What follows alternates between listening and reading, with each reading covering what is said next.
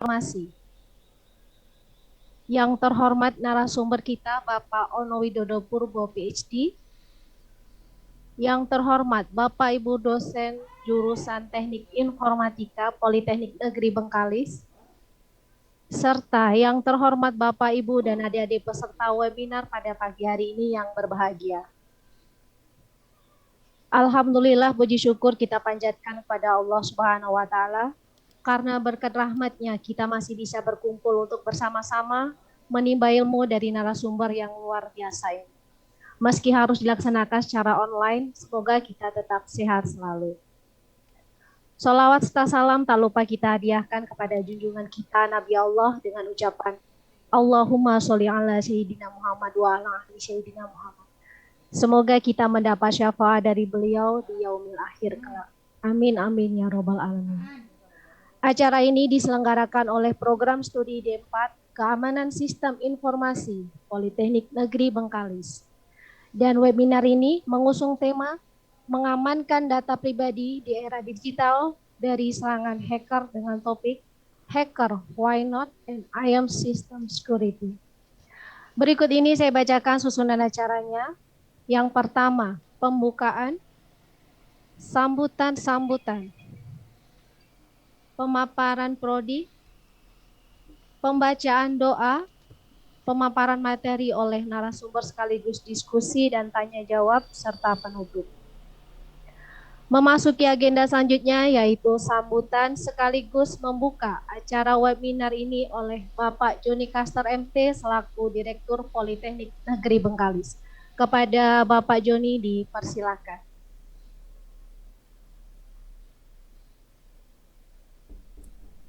Baik.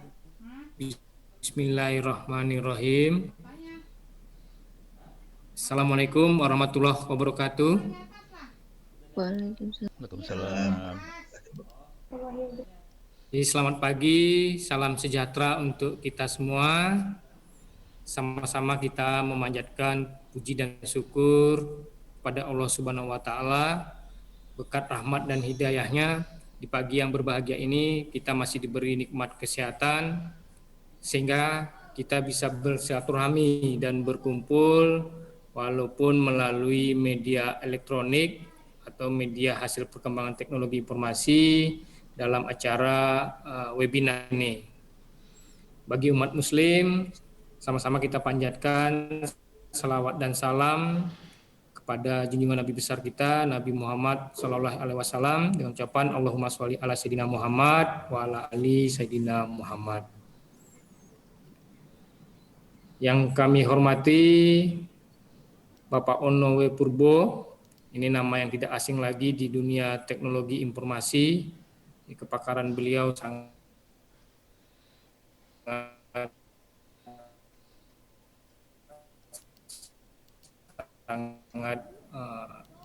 luar biasa dari PT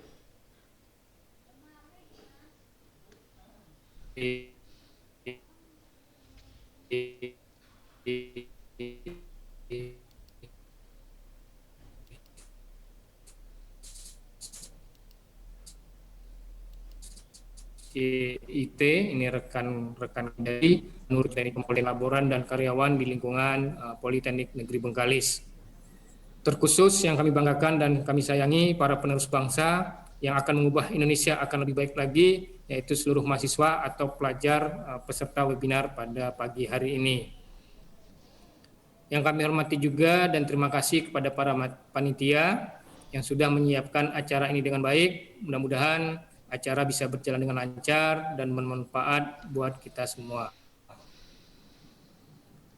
Terima kasih sebesar-besarnya buat pakar IT, Pak Ono atau Babe Ono dengan kesibukan yang luar biasa, masih menyempatkan diri dan bersedia menjadi narasumber kegiatan webinar yang diselenggarakan oleh Prodi KSI Polbank ini.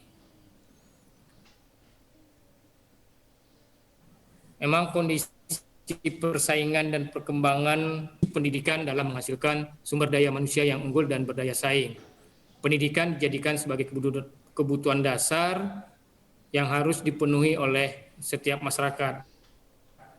Salah satu indikator majunya suatu bangsa ditentukan dengan indeks pengembangan kualitas sumber daya manusia yang hasilnya dapat diperoleh dari hasil proses pendidikan yang bermutu. Pendidikan vokasi menjadi salah satu solusi untuk penciptaan sumber daya manusia yang berkompetensi, berdaya saing, dan siap bekerja secara profesional. Politeknik Negeri Bengkalis, salah satu pendidikan vokasi, saat ini memiliki 19 program studi, dan prodi KSI adalah prodi paling bungsu di lingkungan Politeknik Negeri Bengkalis.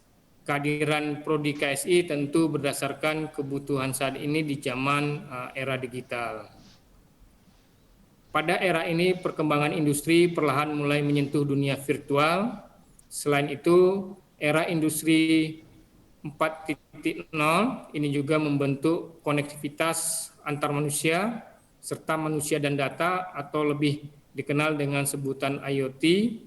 Selain teknologi, perkembangan big data juga mulai mempengaruhi kehidupan kita saat ini. Data merupakan bahan bakar pertumbuhan yang dikelola dan diolah sebagai dasar untuk mengambil putusan. Dan yang tidak kalah penting dari pemanfaatan data adalah kemampuan kita untuk melindungi data itu sendiri. Sehingga kami memandang pemilihan tema dalam kegiatan webinar pagi ini sangat tepat dan sesuai dengan kebutuhan saat ini. Pada para mahasiswa atau pelajar peserta webinar, kami harapkan bisa mengikuti kegiatan ini sebaik mungkin. Galilah informasi sebanyak-banyaknya dari narasumber, diskusi seluas mungkin untuk menambah wawasan kita semua. Siapkan perahu untuk berlayar, jangan lupa membawa tali. Hari ini kita sama-sama belajar dengan Pak Ono sebagai praktisi ahli. Kura-kura merangkak di atas tanah, merangkak hingga ke belakang rumah. Semoga kegiatan ini membawa berkah, menambah ilmu dan menjadi amal ibadah. Dengan mengucapkan Bismillahirrahmanirrahim, mari sama-sama kita buka webinar ini dengan tema mengamankan data pribadi di era digital dari serangan hacker. Semoga berjalan dengan lancar dan bermanfaat untuk kita semua. Sekali lagi, selamat mengikuti seminar. Mohon maaf atas kekurangan khilafan. Kami akhiri. Wabillahi taufik walhidayah. Wassalamualaikum warahmatullahi wabarakatuh. Waalaikumsalam warahmatullahi wabarakatuh. Pemaparan prodi yang akan disampaikan oleh Bapak Jaroji Mkom selaku Ketua Program Studi D4 Keamanan Sistem Informasi.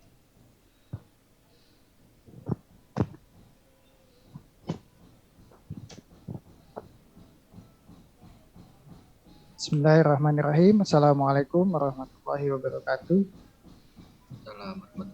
Waalaikumsalam. Waalaikumsalam warahmatullahi wabarakatuh. Selamat pagi kepada Bapak Ibu yang bergabung pada kesempatan kali ini dan adik-adik mahasiswa dan calon mahasiswa. Yang saya hormati Bapak Direktur Politeknik Negeri Bengkalis, Bapak Joni Kastra STMT, yang saya hormati Bapak pemateri kita, Bapak Ono W. Purbo PhD, yang saya hormati Bapak Ibu dosen yang bergabung pada saat ini, dan saya banggakan peserta webinar yang telah bergabung pada kesempatan kali ini. Alhamdulillahirabbil alamin. Allahumma sholli ala Muhammad wa ala ali Muhammad. Dalam kesempatan kali ini sedikit saya ingin memaparkan berkaitan dengan program studi sarjana terapan keamanan sistem informasi. Jadi merujuk data yang ada di mata Garuda. Nah, ini data tentang keamanan cyber ya pada tahun 2019. Nah, ini terjadi peningkatan atau lonjakan serangan cyber yang ada di Indonesia. Sepanjang tahun 2012, sistem monitoring mata Garuda itu mendeteksi adanya sekitar 290,3 juta ya serangan atau intrusi cyber ke jaringan internet di Indonesia. Nah, ini terbesar adalah serangan percobaan pembocoran data. Nah, diikuti dengan serangan menggunakan metode malware. Nah, banding besarnya jumlah serangan cyber, jumlah aduan publik terkait insiden yang di dalamnya relatif masih sangat kecil. Nah, kemudian, ancaman terbesar 5 tahun terakhir, ini bisa kita lihat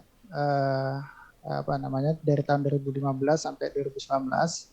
Nah, ini ada SQL injection, ini terbesar di tahun 2015, kemudian malware di 2016, 2017 masih malware juga, 2018 masih malware. Nah, kemudian pada tahun 2019, ini item information leak. Nah, ini adalah pembocoran data informasi ya, yang penting. Nah, ini merupakan ancaman besar ya bagi kita semua, terlebih di saat pandemi seperti ini. Nah, ini banyak yang menggunakan perangkat digital, nah maka transaksi data yang ada di internet itu semakin besar. Nah, maka ancaman pun akan semakin besar. Nah, hal ini juga yang kemudian menjadi motivasi bagi kami untuk membuka program studi baru yang memang mempelajari keahlian di bidang keamanan cyber ini. Nah, nama program studinya adalah Sarjana Terapan Keamanan Sistem Informasi. Nah, jadi prodi ini ya ini mendapatkan izin Menteri Pendidikan dan Kebudayaan dengan nomor 18/M/2020. Nah, kemudian ini merupakan program studi kekinian ya. Yang artinya memang dibutuhkan pada kondisi saat ini dan akan datang di tengah-tengah ancaman cyber yang semakin meningkat di dunia maya. Nah, kemudian kita membuka kelas perdana itu pada tahun 2020. Nah, ini kelas perdana kita baru 1 angkatan, dan ini program studi baru seperti yang disampaikan oleh Pak Direktur tadi. Ini program studi bungsu yang paling muda yang ada di Politeknik Negeri Bengkalis. Tetapi kami punya visi yang kemudian ya ingin menjadi sebuah program studi yang menghasilkan lulusan berstandar nasional dan internasional. Nah, kita mentargetkan bisa berstandar internasional ya, tata kelolanya berstandar internasional itu di tahun 2032. Nah, seperti itu. Nah, kemudian ini kurikulum yang kita desain ya, kurikulum ini juga kemarin kita menyusun di bawah arahan yang masak tadi ya? bimbingan Pak Ono ya, Pak Ono Purbo. Kita meminta beliau untuk memberikan masukan kepada kita waktu yang lalu untuk kurikulum kita. Nah, jadi setelah berdasarkan masukan itu kita ramu kurikulum tersebut. Nah, kemudian total kredit semesternya adalah 146 SKS. Kemudian lama studinya adalah 8 semester. Kemudian porsi belajar praktek itu lebih besar ya dibandingkan dengan teori. Karena kampus kita atau prodi kita ini adalah prodi vokasi ya, maka memang mewajibkan bagi kita untuk memberikan keahlian yang lebih banyak kepada mahasiswa kita. Nah, maka di kurikulum juga kita desain dengan porsi praktek yang lebih besar, yaitu 61% ya dari total SKS yang ada. Kemudian sisanya adalah 39% adalah teori. Nah, kemudian di sini juga mengadopsi kurikulum Merdeka Belajar dan Kampus Merdeka. Nah, artinya bahwa mahasiswa diberikan hak untuk belajar di luar kampus. Ya, salah satunya kita juga sudah sampaikan ke Pak Ono ya, Pak Ono Purbo terkait dengan LMS yang beliau kelola. Jadi di sana ada beberapa mata kuliah yang kemudian ketika lulus di LMS tersebut, nah itu bisa diakui sebagai kredit semester di prodi kita. Nah, seperti itu. Artinya maka mahasiswa juga ketika ingin mendapatkan ilmu yang lebih ya, nah itu juga diberikan kesempatan untuk belajar dari luar dan kemudian diakui di program studi. Nah, kemudian kurikulum kita nantinya juga akan diajar oleh dosen-dosen yang profesional dan juga praktisi industri ya. Jadi kita nanti juga akan melibatkan para praktisi industri untuk mengajar di perkuliahan yang ada di program studi Sarjana Terapan Keamanan Sistem Informasi. Nah, setelah menyelesaikan studi di program studi ini, nah maka nanti lulusan akan mendapatkan gelar STRCOM dan tidak hanya dalam bentuk ijazah, nah maka nanti juga mahasiswa dibekali dengan sertifikat kompetensi, karena ini adalah merupakan suatu wajib ya dalam SKPI atau surat keterangan pendamping ijazah, mahasiswa harus mendapatkan sertifikat kompetensi. Nah, beberapa sertifikasi yang sudah kita selenggarakan, ya, yang nantinya akan kita selenggarakan atau ada di bawah jurusan yang menaungi prodi ini, ada Mikrotik Academy, kemudian ada Cisco Academy, kemudian ada Recal Academy, itu yang berbasis vendor, kemudian ada juga yang mendapatkan lisensi dari BNSP, ada Junior Web Programming, seperti itu. Dan kita juga masih akan menjajaki sertifikasi lain ya, kerjasama untuk menyelenggarakan sertifikasi di bidang keamanan cyber security. Nah, seperti itu. Ini gambaran kurikulum yang akan didapatkan oleh mahasiswa kita. Nah, kemudian keahlian yang akan didapatkan oleh mahasiswa ini berkaitan dengan hard skill tentunya, yaitu keamanan di dalam sistem informasi, kemudian keamanan jaringan, ya, membangun aplikasi atau software yang aman, kemudian administrasi database dan penetration test. Ini harus skill yang kita targetkan. Nah, kemudian soft skill. Nah, karena soft skill ini juga merupakan kebutuhan penting di dunia industri, kita juga bekali mahasiswa itu dengan kemampuan dalam bahasa Indonesia dan Inggris. Tidak bisa kita pungkiri juga bahwa bahasa Inggris ini merupakan suatu bahasa internasional yang penting di dalam dunia kerja, terlebih ketika kita ingin bersaing di tingkat internasional. Kemudian kerja dalam tim, menghadapi tekanan kerja, teknopreneur, nah masih banyak lagi ya. Kita di sini banyak UKM, unit kegiatan mahasiswa, yang kemudian di sana mahasiswa bisa belajar banyak ya, untuk mengasah soft skill-nya. Seperti itu. Nah, kemudian pada tahun ini kita sudah membuka pendaftaran untuk prodi kita. Nah, ada 3 jalur yang bisa digunakan untuk mendaftar di prodi ini. Yang pertama adalah SNMPTN. Nah, ini sudah dibuka mulai tanggal 15 September yang lalu. Mulai tanggal 15 Februari yang lalu sampai 24 Februari. Berarti ini sudah berjalan 3 hari ini ya. Yang berminat bisa langsung ya mendaftar dan memilih prodi D4 Keamanan Sistem Informasi. Kemudian ada jalur yang kedua, yaitu SBMPTN. Nah, ini nanti akan diadakan setelah jalur pertama selesai, yaitu tanggal 15 Maret sampai 1 April 2021.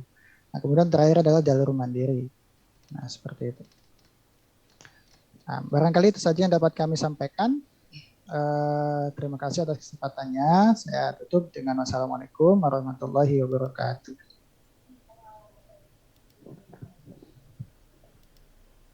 Pembacaan doa kepada Saudara Khairul Syuhada dipersilakan.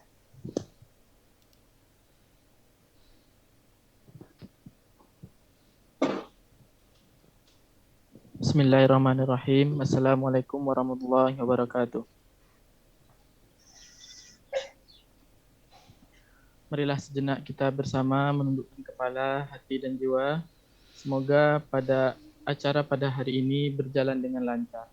Kemudian untuk saudaraku yang non-muslim agar dapat menyesuaikan.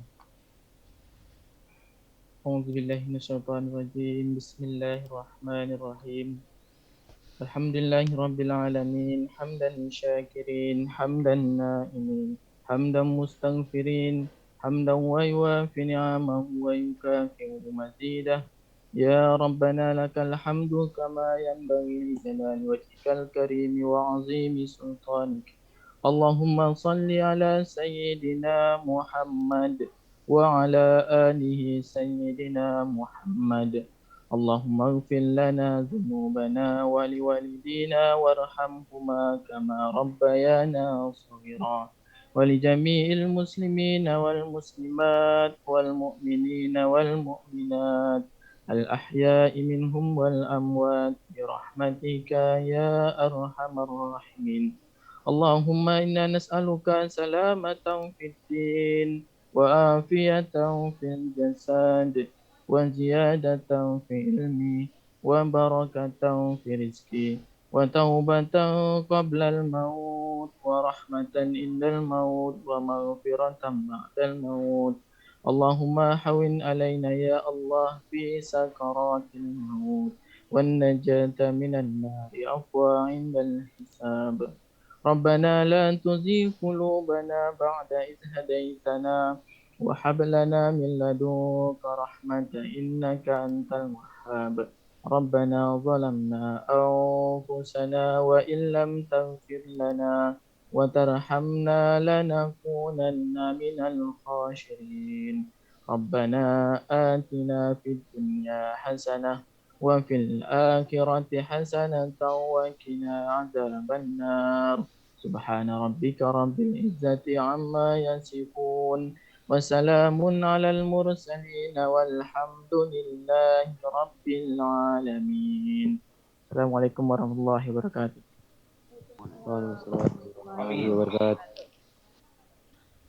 Selanjutnya memasuki acara inti yaitu pemaparan materi oleh narasumber Bapak Ono Widodo Purbo PhD sekaligus diskusi dan tanya jawab yang akan dipandu oleh moderator kita Bapak Agus Tediana Mkom. Sebelum sesi webinar dimulai, saya selaku MC undur diri. Mohon maaf apabila ada kesalahan. Wabillahi taufik wa hidayah. Wassalamualaikum warahmatullahi wabarakatuh. Waalaikumsalam warahmatullahi wabarakatuh. Oke, baik. Selanjutnya kita masuki acara inti. Tapi sebelum memasuki acara inti, izinkan saya memperkenalkan dulu ya pemateri hari ini. Ya, jadi pemateri hari ini ya kita ada Bapak Ono, ya Bapak Ono Purbo, orang yang spesial ya. Kenapa spesial? Ini dari mulai tanggal lahirnya saja sudah spesial.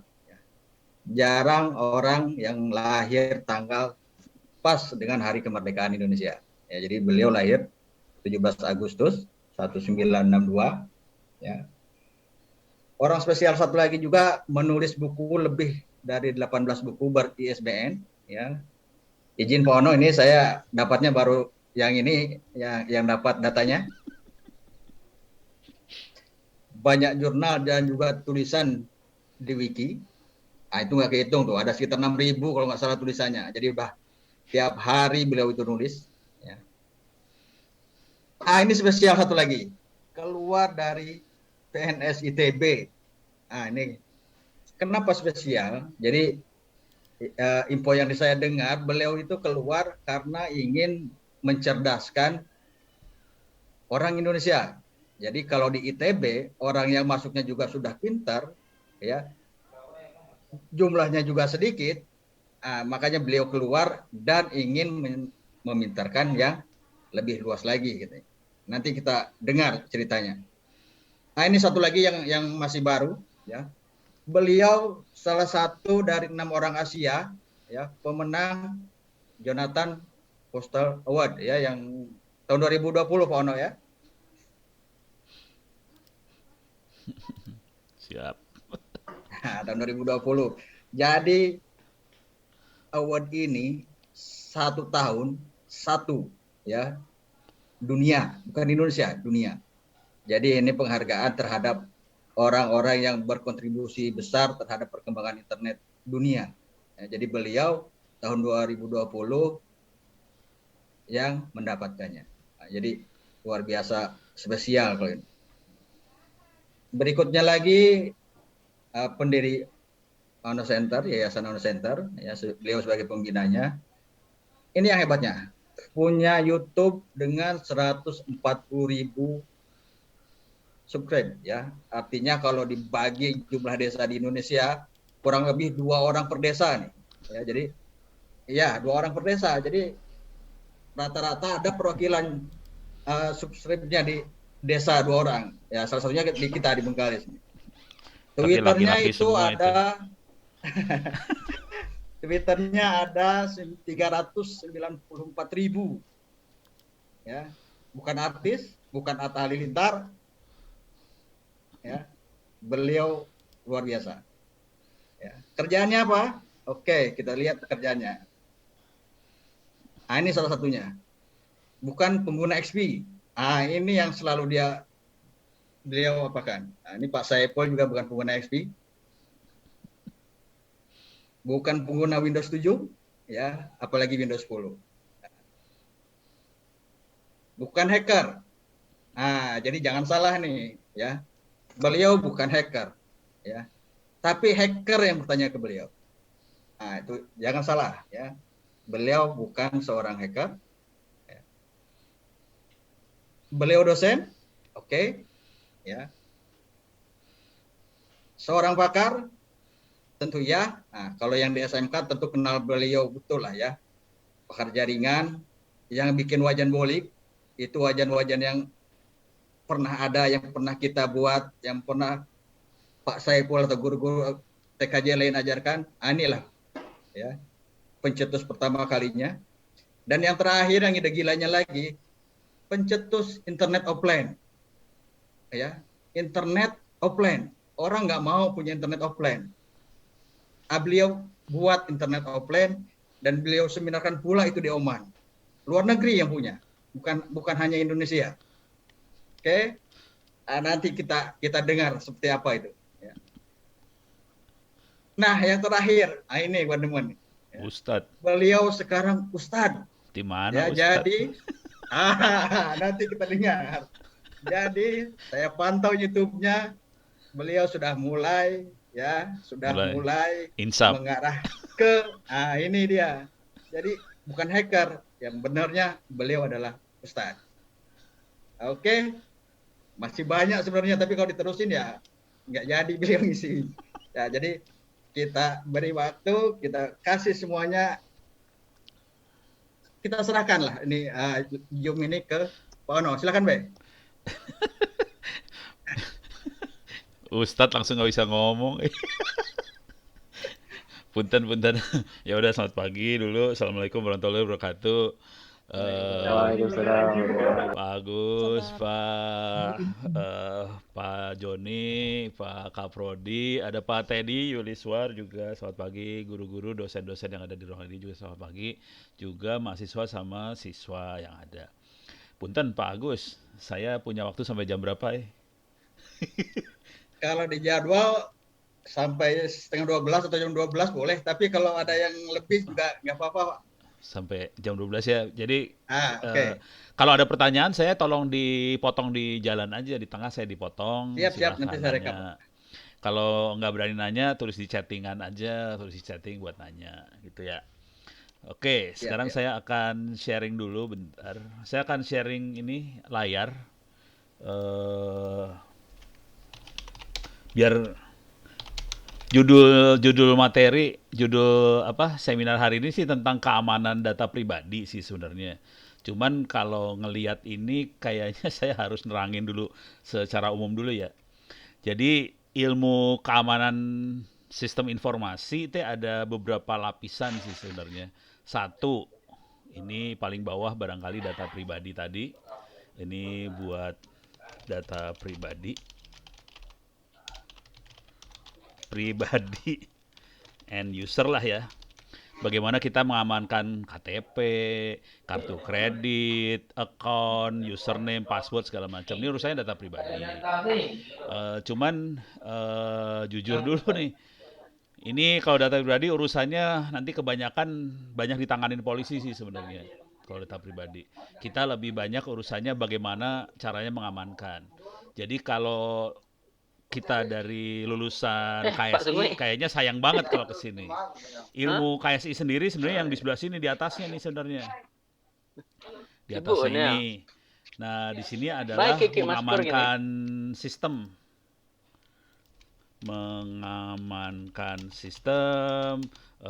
Jaringan, server, dan lain-lain. Ini ilmu yang besarnya. Dan jujur, orangnya di Republik ini sedikit banget, dan jujur seluruh server sama sistem di Indonesia diwajibkan harus aman dan diaudit. Nah, ini jadi masalah karena nggak ada orangnya. Jadi sebetulnya kalau Anda masuk ke sini, tenaga Anda dicari sama satu Republik Indonesia, sebenarnya kayak gitu ya. Tapi ini jadi saya akan coba fokus ke sini dulu biar kerasa ke depan kita harus belajar apa, gitu ya. Nah, kemudian nanti kalau udah bisa ngamanin segala macam, kita naik ke atas lagi, ada 2 ilmu besar lagi yang ganas di atas ini sih sebenarnya. Ada 2 besar. Yang satu namanya forensik. forensik. Yang satu lagi namanya auditor SMKI, sistem manajemen keamanan informasi. Tapi auditornya, jadi di atasnya yang bikin ya. Jadi ini auditornya. Nah, ini duitnya kencengnya di dua ini. Yang ini lumayan, ini gajinya di atas UMR jelas. Ini bangsanya gajinya kalau udah di level yang ini keamanan sistem jaringan segala macam, gajinya bangsanya 10 juta kayak gitulah per bulan ya. Kalau yang ini dua parah. Parah banget. Nah, ini saya punya masalah kalau ngebuka yang ini karena dosen-dosen Anda kemungkinan akan keluar dari dosen nih. Ini teman saya yang ngerjain forensik. Ini ngasih tahu dulu ya, biar Anda semua tahu kehidupan di sana seperti aja. Forensik ini untuk satu kerjaan bisa sampai sekitar 100-an loh. Satu kerjaan. Minimalnya sekitar 50 sampai 100. Selesai dalam waktu sekitar semingguan lah. Jadi bayangkan Anda dapat uang 50 sampai 100 dalam waktu seminggu. Kira-kira gitu. Memang kerjaan itu tidak akan ada tiap hari, tapi sebetulnya kalau mau jujur, banyak bank Republik Indonesia butuh sekali forensik dan ini saya harus kasih tahu dulu ya. Forensik adalah orang yang nyari barang bukti buat pengadilan. Kalau ada kejadian, perkara segala macam, forensik ahli-ahli forensik ini yang nyari barang bukti pengadilan. Dan ini mereka-mereka ini kasusnya per hari di salah satu bank negara Republik Indonesia itu sampai belasan per hari. Belasan itu dan harus masuk ke pengadilan dan harus ada barang buktinya. Satu kasus sekitar 50 sampai 100-an. Bukan ribu. Bukan miliar. Satu lagi. Yang ini auditor SMKI ini untuk ngaudit juga ordernya sekitar segitu juga. Cuman mereka ngauditnya bangsanya sekitar sebulan, 2 bulan. Jadi yang paling tinggi duitnya yang ini forensik. Kedua adalah yang SMKI ini. Saran saya sebisa mungkin Anda bisa mencapai 2 tingkat yang ini.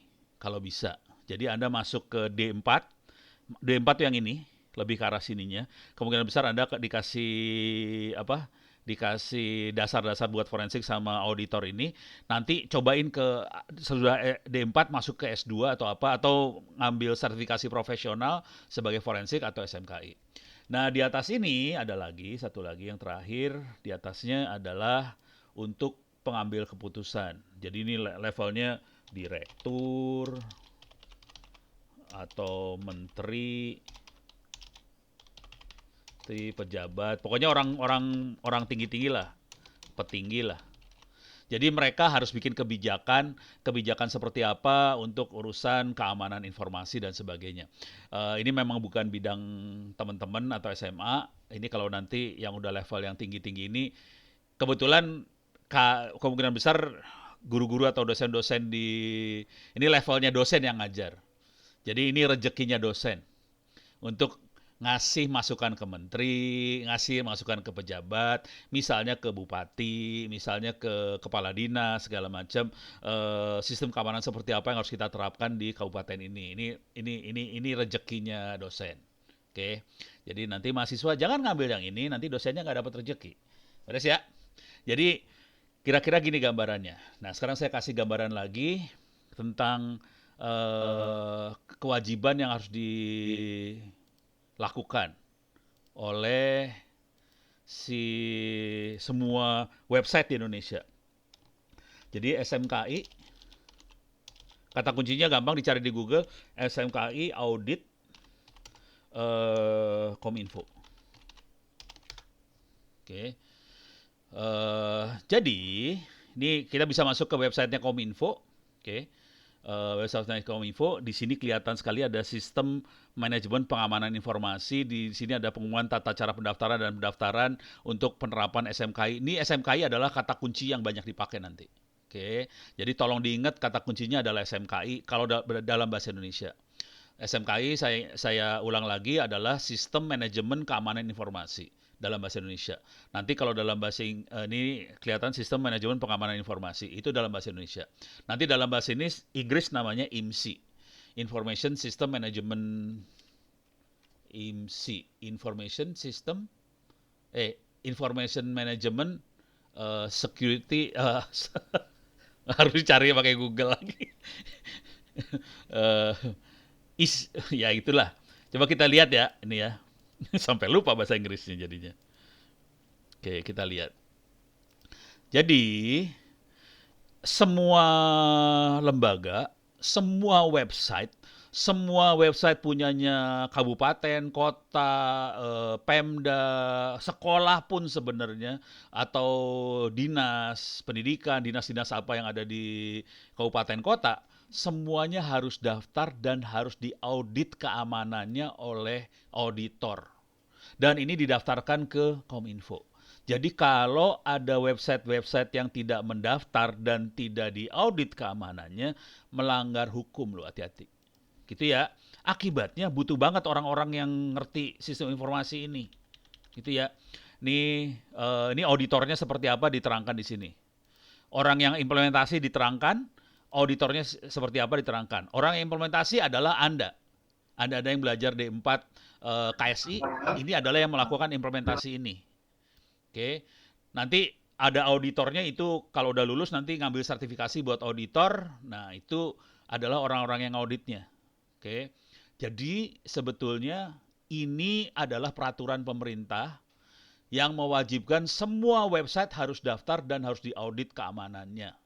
Gitu, beres ya. Jadi makanya saya kaget juga nih. Wah gila nih. Ternyata di Politeknik Bengkalis ini cuma satu-satunya di Sumatera yang punya KSI. Jadi Anda beruntung banget bisa masuk KSI di Bengkalis ini. Soalnya kalau Anda lulus, Anda dicari-cari banget sih sebenarnya. Dan gilanya, kok se-Sumatera yang mikir cuma Bengkalis doang. Itu saya lagi mikir kenapa bisa kayak gitu. Ada yang salah nih kayaknya. Sumatera. Jadi Anda beruntung banget. Anda punya Politeknik Bengkalis yang punya program KSI. Dan kalau Anda lulus, Anda dicari-cari sih sebenarnya. Dan kita kekurangan orang. Jujur. Kita kekurangan orang artinya apa? Anda kemungkinan besar bisa kerja. Asal tahu bidang kerjanya di mana. Gitu ya, beres ya. Dalam proses ini, dalam proses ngamanin segala macam, ngaudit, kita perlu belajar yang namanya pen test, penetration test, segala macam. Tapi itu nggak akan saya bahas terlalu banyak. Tapi itu ada di kurikulum lah. Di kurikulumnya KSI udah diajarin. Supaya bisa ngamanin sampai bisa jadi auditor ini. Cuman forensik mungkin nggak terlalu banyak. Oke, jadi ini ilmu yang sebisa mungkin Anda yang pasti ngamanin ini Anda dapat. Kalau ini 2, kalau bisa dikejar terus. Ini sebenarnya levelnya level sertifikasi profesional atau level S2 forensik atau auditor SMKI ini. Nah, sekarang saya kasih lihat sertifikasi-sertifikasi yang harus diambilnya dulu. Sorry, saya geser dari keamanan data pribadi dulu ya. Biar kebayang dunia kerja itu seperti apa. Supaya Anda semangat masuk KSI itu semangat gitu ya.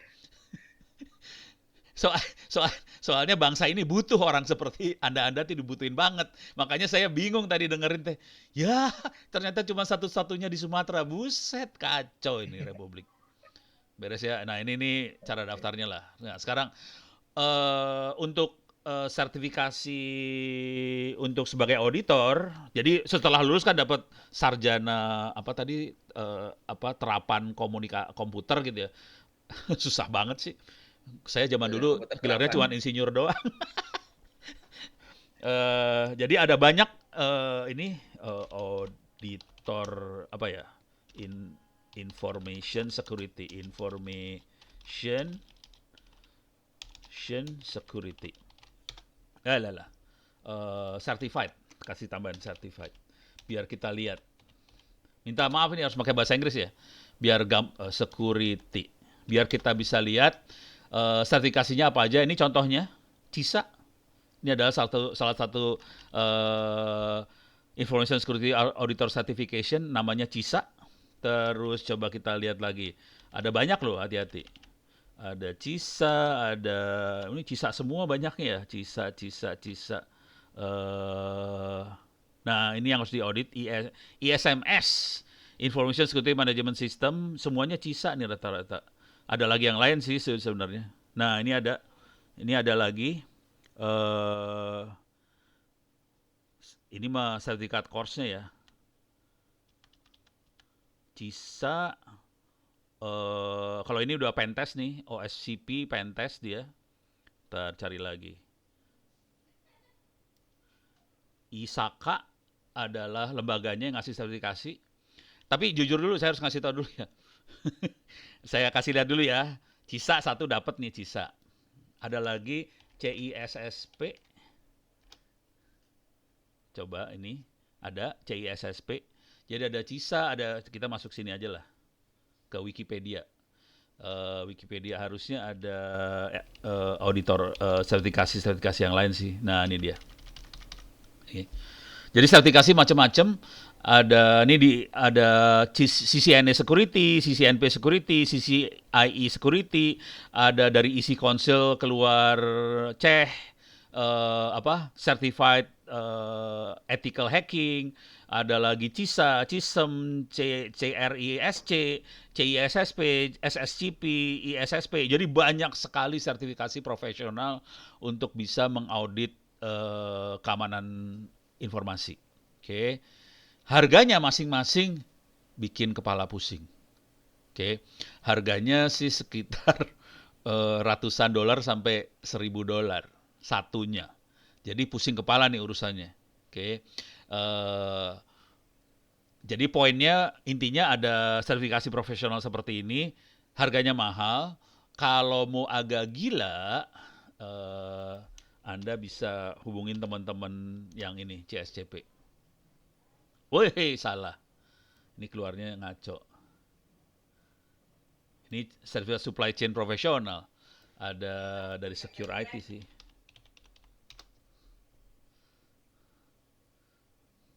Ini ada Cyber Security Certified Professional sih sebenarnya. Ini yang bikin teman-teman Secure IT. Kita bisa lihat, ini Indonesia. secureIT.id. Cuman kita lagi mendefinisikan ulang ini sih sebenarnya.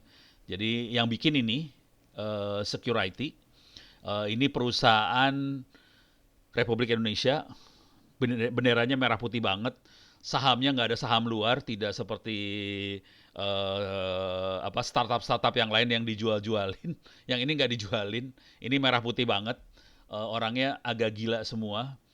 Dan mereka yang bikin peralatan buat keamanan di Mabes TNI, di Kemhan, segala macam.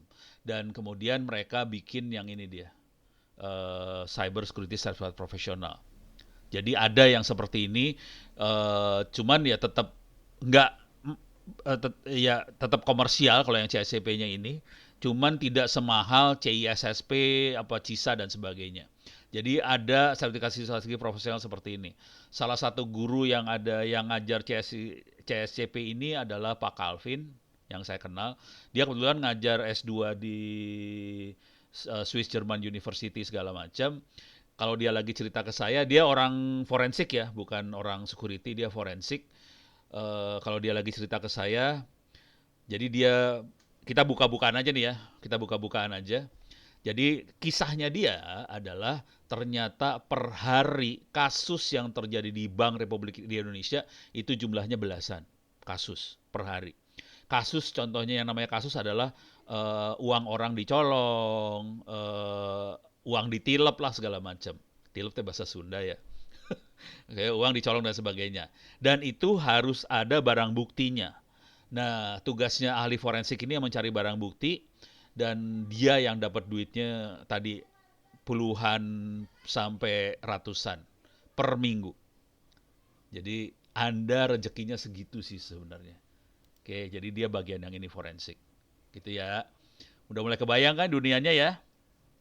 Tapi panitia mintanya saya ke data pribadi. Jadi saya agak waduh kalau data pribadi kecil banget nanti. Anda kesannya terlalu kecil dunianya. Dunianya besar banget dan Anda dibutuhin banget. Gitu ya. Jadi ada 3 level. Satu adalah masalah end user. Yang satu ini, yang level tengah ini lebih ke administrator jaringan sama auditor. Ini lebih ke sistem yang dioperasikan. Nih. Jadi ada yang juniornya lebih mengamankan sistem, yang seniornya bisa ahli forensik atau auditor SMKI. Nah, yang udah lebih bijaksana, yang ilmunya lebih tinggi, biasanya kita memberikan masukan buat direktur, bupati, menteri, dan sebagainya. Bagaimana untuk mengamankan sistem, bagaimana untuk mengamankan perusahaan, dan sebagainya. Contoh, ini jangan khawatir, ini jangan mikirnya tinggi-tinggi, jangan mikirnya ketinggian banget, jangan. Contoh, saya kasih cerita yang di atas ini ya. Nanti habis itu kita turun ke bawah. Contoh yang di atas. Kenapa? Kita contoh yang di atas saja. Jadi pada suatu hari saya dihubungin sama teman-teman Telkomsel. Oke. Pono, kita ada 5.000 pegawai di Telkomsel. Dan sekarang kondisinya pada kerja di rumah. Kejadian yang sama juga saya dihubungi sama teman-teman di Bank Indonesia. Kasusnya sama. Pono, sekarang kita kerjanya pada di rumah. Pada zaman dulu kala kita merasa cukup aman karena orang kerja di kantor. Jadi kita cukup amankan kantor aja. Jadi yang mengamankan sistem jaringan cukup kantor. Kemudian dengan adanya pandemi, dengan adanya COVID, adanya corona ini, orang harus kepaksa kerja di rumah. Beda dong teknik mengamankan rumah sama kantor beda. Oke, contoh kalau kita kerja di rumah. Ini laptop punya kantor, dibawa ke rumah. Boleh nggak dipakai sama anak-anak buat ngegame? Boleh nggak dipakai sama ibunya buat belanja? Nah, kalau mau dipakai belanja gimana caranya? Gitu ya. Kalau boleh, tapi sebenarnya kesimpulannya jangan boleh. Soalnya bahaya banget di laptop kantor itu banyak informasi-informasi yang sangat rahasia yang nggak boleh sampai lepas ke hacker dan sebagainya. Nah, udah gitu mulailah kita bikin strategi. Enaknya gimana ya? Masalahnya bukan masalah enaknya gimana, masalahnya para direktur ini harus memandaikan ribuan orang pegawai. Dan itu nggak gampang memandaikan ribuan orang. Gitu ya. Akibatnya akhirnya saya bilang ke teman-teman direktur-direktur ini, ya udah, caranya satu, kita invest di sistem supaya aman, ada auditor segala macam, itu Anda yang kuliah. Tapi kita juga tetap harus minterin orang-orang ini. Jadi kepaksa ada 2 ilmu. Pada saat itu cara yang dipakai adalah bikin webinar. Tahu sendiri webinar gini kan pesertanya cuma berapa? 100 sudah untung. Bayangin harus dipinter 5.000 orang pegawai. Mau bikin webinar, kapan selesainya? Saya bilang, kalian gila aja bikin webinar. Gitu ya. Jadi akhirnya kejadiannya adalah saya bikin e-learning ini. Ini e-learningnya. Saya gedein lah. Oke, Anda semua bisa bikin account di sini. Tadi terima kasih banyak buat Politeknik Bengkalis. Jadi buat yang dapat nilai bagus di sini bisa ditransfer sebagian jadi kredit buat kuliah Anda loh. Jadi silakan ikut. Terima kasih.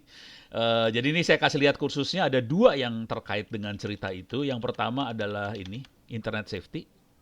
Ini buat end user, buat kasus yang di sini, buat data pribadi segala macam.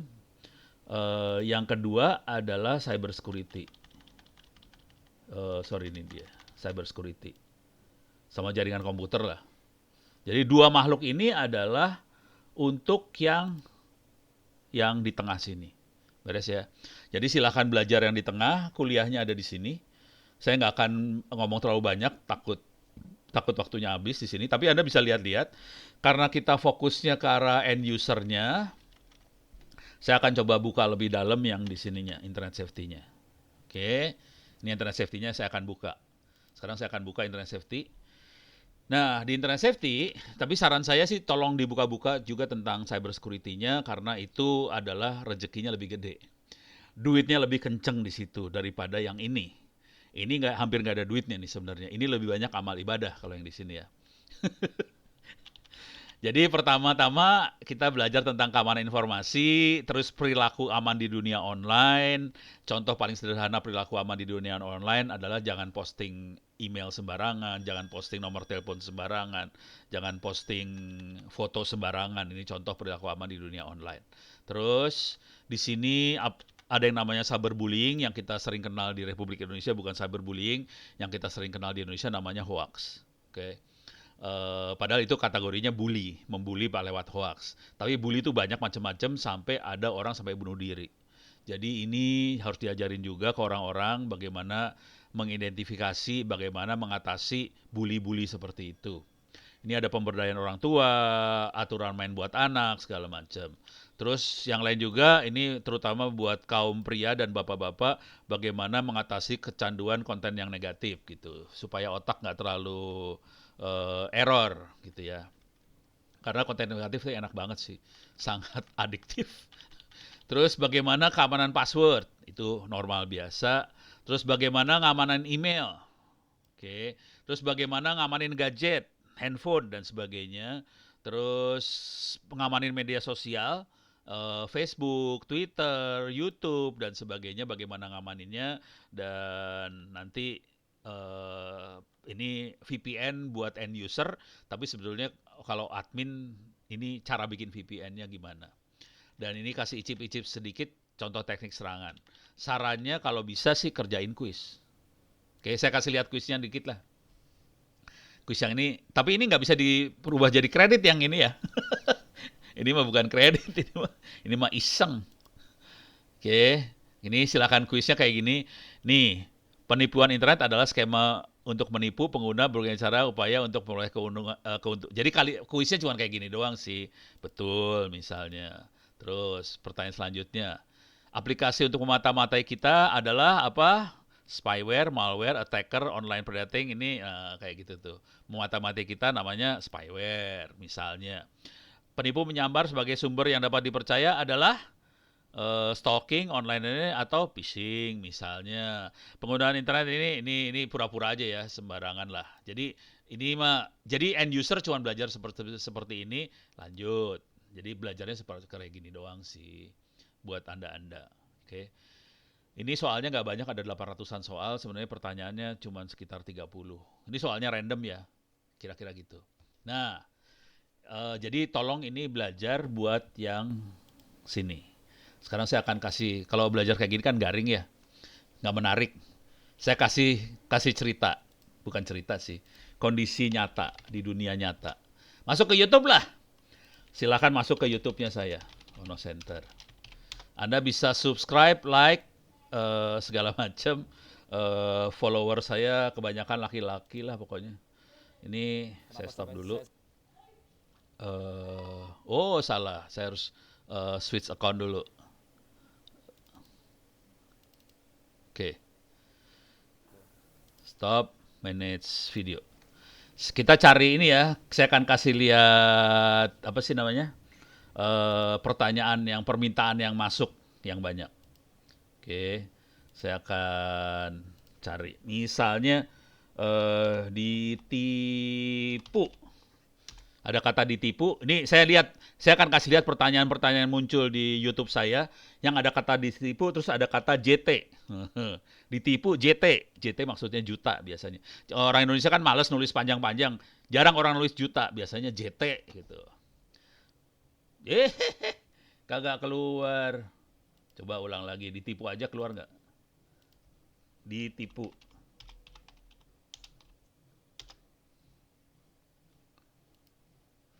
Ini pertanyaan yang ditipu. Oke. Maksudnya mau nipu malah ditipu. Yang paling parah disamperin ke TP tanpa dilaporin polisi. Jadi ini terjadi nih ya. Nih. Om, saya minta tolong. Saya ada teman, dia punya akun game di FB. Bukan FF nih, FB ya. Nah, akun itu dicuri orang, Om. Kemudian akun teman saya sudah habiskan 4 juta, Om. Jadi, kebanyakan orang korbannya adalah uang. Jangan khawatir. Jadi serangan di internet semua urusannya duit. Jadi ini makhluk yang bawah ini, data pribadi, urusannya duit, hati-hati. Dan duitnya duit beneran ya, bukan duit bohongan. Bukan ini ya, bukan daun, itu duit beneran. Dihajar 4 juta. Terus, tolongin bang, akun YouTube kakak aku ditipu kak, please. Loh, dia nggak nyebutin duitnya berapa. Tapi banyak yang kayak gitu, jangan khawatir ya. Ditipu orang nelpon operator buat cari lokasi. CS yang ngomong maaf. Nah, lo kena tipu orang. Banyak nih. Pak, tolong bantu saya, teman saya habis ditipu 27 juta Pak, pembayaran melalui dompet wallet, Dana, GoPay, dengan transaksi teman saya. Jadi cara nyerangnya bukan nyerang di sini loh, hati-hati. Ini kalau kita lihat lagi strukturnya ini, ada end user, ada yang ngamanin sistem, ada auditor segala macam, serangannya ke sini, kebanyakan. Jangan khawatir. Kenapa? Karena kebanyakan server yang web server di pemerintah, di bank, di perusahaan, di dinas segala macam, rata-rata web servernya diusahakan aman. Jadi web servernya aman, datanya relatif aman. Kalau dia aman, kuat, susah diserang. Yang diserang siapa? Orangnya. Soalnya yang ini susah diserang. Jadi yang diserang ini. Karena orangnya itu pada nggak sadar bahwa diserang. Dan teknik nyerangnya gimana? Ditipu. Asli ditipu. Ini kalau kalimatnya semua ketipu loh. Ketipu, sekian. Terusin lagi ya. Merinding dengerinnya, aku pernah ditipu lewat telepon minta kode verifikasi habis 700.000 gitu ya. Biar tahu aja bahwa ini bukan kejadian bohong, ini beneran terjadi loh, jangan khawatir. Ada yang ini mana? Pak minta tracking alamat penipu online, Pak. Nah, akibat permintaan-permintaan ini kemarin YouTube saya diblokir sama YouTube, ngasih tahu orang. Gimana caranya tracking? Diblokir langsung sama YouTube, sialan deh gue. Pusing. Gini, gitu ya. Nah, sekarang saya kasih kisah lagi. Kisahnya sedih juga sih. Guru saya profesor dari Institut Teknologi Bandung. Pinter dong. Oke. Jadi saya ulang lagi, guru saya profesor dari Institut Teknologi Bandung. Dia pernah jadi salah satu direktur komputernya IPTN, keren banget. Ketipu 200 juta. Gitu. Kalau Anda pernah pakai internet, pakai email di internet, pasti pernah dapat ini ya, dapat email-email dari mana nawarin buat investasi saham lah, investasi apa segala macam. Ini gurunya Ono W. Purbo itu, Profesor Institut Teknologi Bandung, percaya sama email seperti itu. Pak, investasi di sini, ditransfer duitnya 200 juta. Ternyata ditransfernya kemana, saudara-saudara? Ditransfernya ke Nigeria. Duitnya kagak bisa balik. Udah gitu anaknya ngomong sama saya, "No, bilangin bapak saya dong." "Kenapa?" Udah diikhlasin aja lah 200 juta. "Emang kenapa?" Terus diceritain. Kayak gitu. Jadi, teknik serangan yang paling fatal yang terjadi di internet adalah penipuan. Asli. Gitu ya. Beres ya? Itu profesor. Yang kisah yang lain lagi. Teman saya waktu itu menangani seorang ibu di Pondok Indah. Ketipunya berapa? 2 miliar. Duit ditransfer. Saya sendiri kebetulan dapat email dari seorang ibu di Klaten, Jawa Tengah, di daerah Jogja. Ketipunya berapa? 200 juta. Jadi penipuannya kayak gitu. Gimana cara nipu ibu-ibu? Kalau bapak-bapak gampang ya. Bapak-bapak kan banyak yang penyembah berhala. Jadi cari duit di mana gitu. Gimana saya ditambah banyak. Transferlah tuh duit dengan harapan duitnya tambah banyak. Kejadiannya mana duitnya hilang. Nah, kalau yang ini kejadiannya adalah diajak kawin. Tahu sendiri kalau ini Pak Agus sama teman-teman udah pada kawin, udah tahu lah gimana caranya kawin sama wanita Indonesia. Kan ada izin tinggal lah, apalah, segala macam lah. Dan itu semua kan duit kan, ditransfer. Jadi yang ngajak kawin ini, yang di Pondok Indah, yang 2M itu yang ngajak kawin adalah diplomat Inggris. Cakep, ya kan gampang banget cari cowok cakep di internet, cuman gini deh caranya ya. Foto laki-laki cakep banget, gitu kan? Dapat kan fotonya? Udah. Nih tinggal digini image. Nah, tinggal gini aja udah. Cari yang kira-kira kayak diplomat, tampangnya nih kayak diplomat nih kayaknya. Ambil ini, kirim. Percaya. Klepek-klepek itu ibu-ibu. Transfer duit sampai 2M.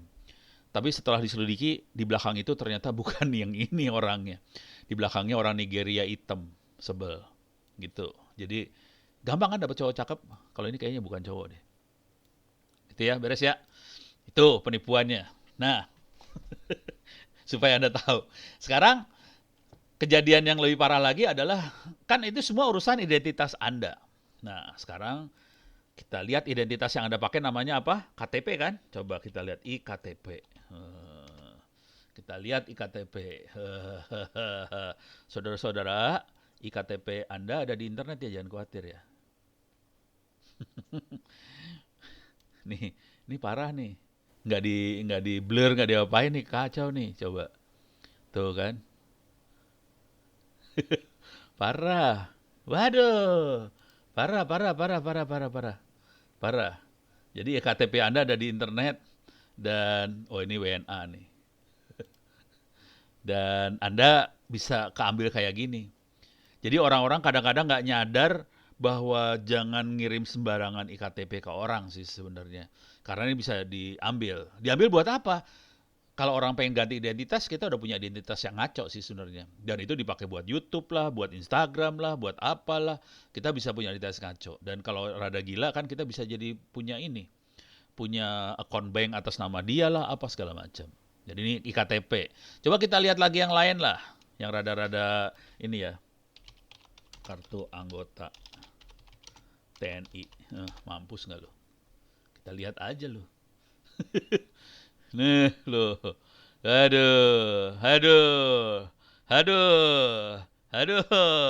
Itu kartu anggota TNI. Coba kita lihat lagi SIM A. SIM A gitu ya.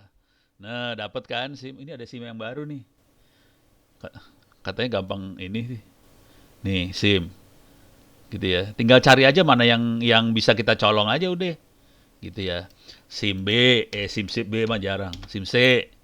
Nih, tinggal cari aja. SIM C kemungkinan besar lebih banyak sih. Oke. Jadi identitas kita kebuka kayak gini. Dan kita jadi, bayangin kalau kita bisa rada kurang ajar. Tapi jangan dipraktekin ya. Kita tahu orangnya, kita tahu tuh nomor akun banknya, kita nanti profiling dari postingan di YouTube segala macam, di Facebook dan sebagainya. Kita bisa nelpon bank loh. Nama Anda siapa?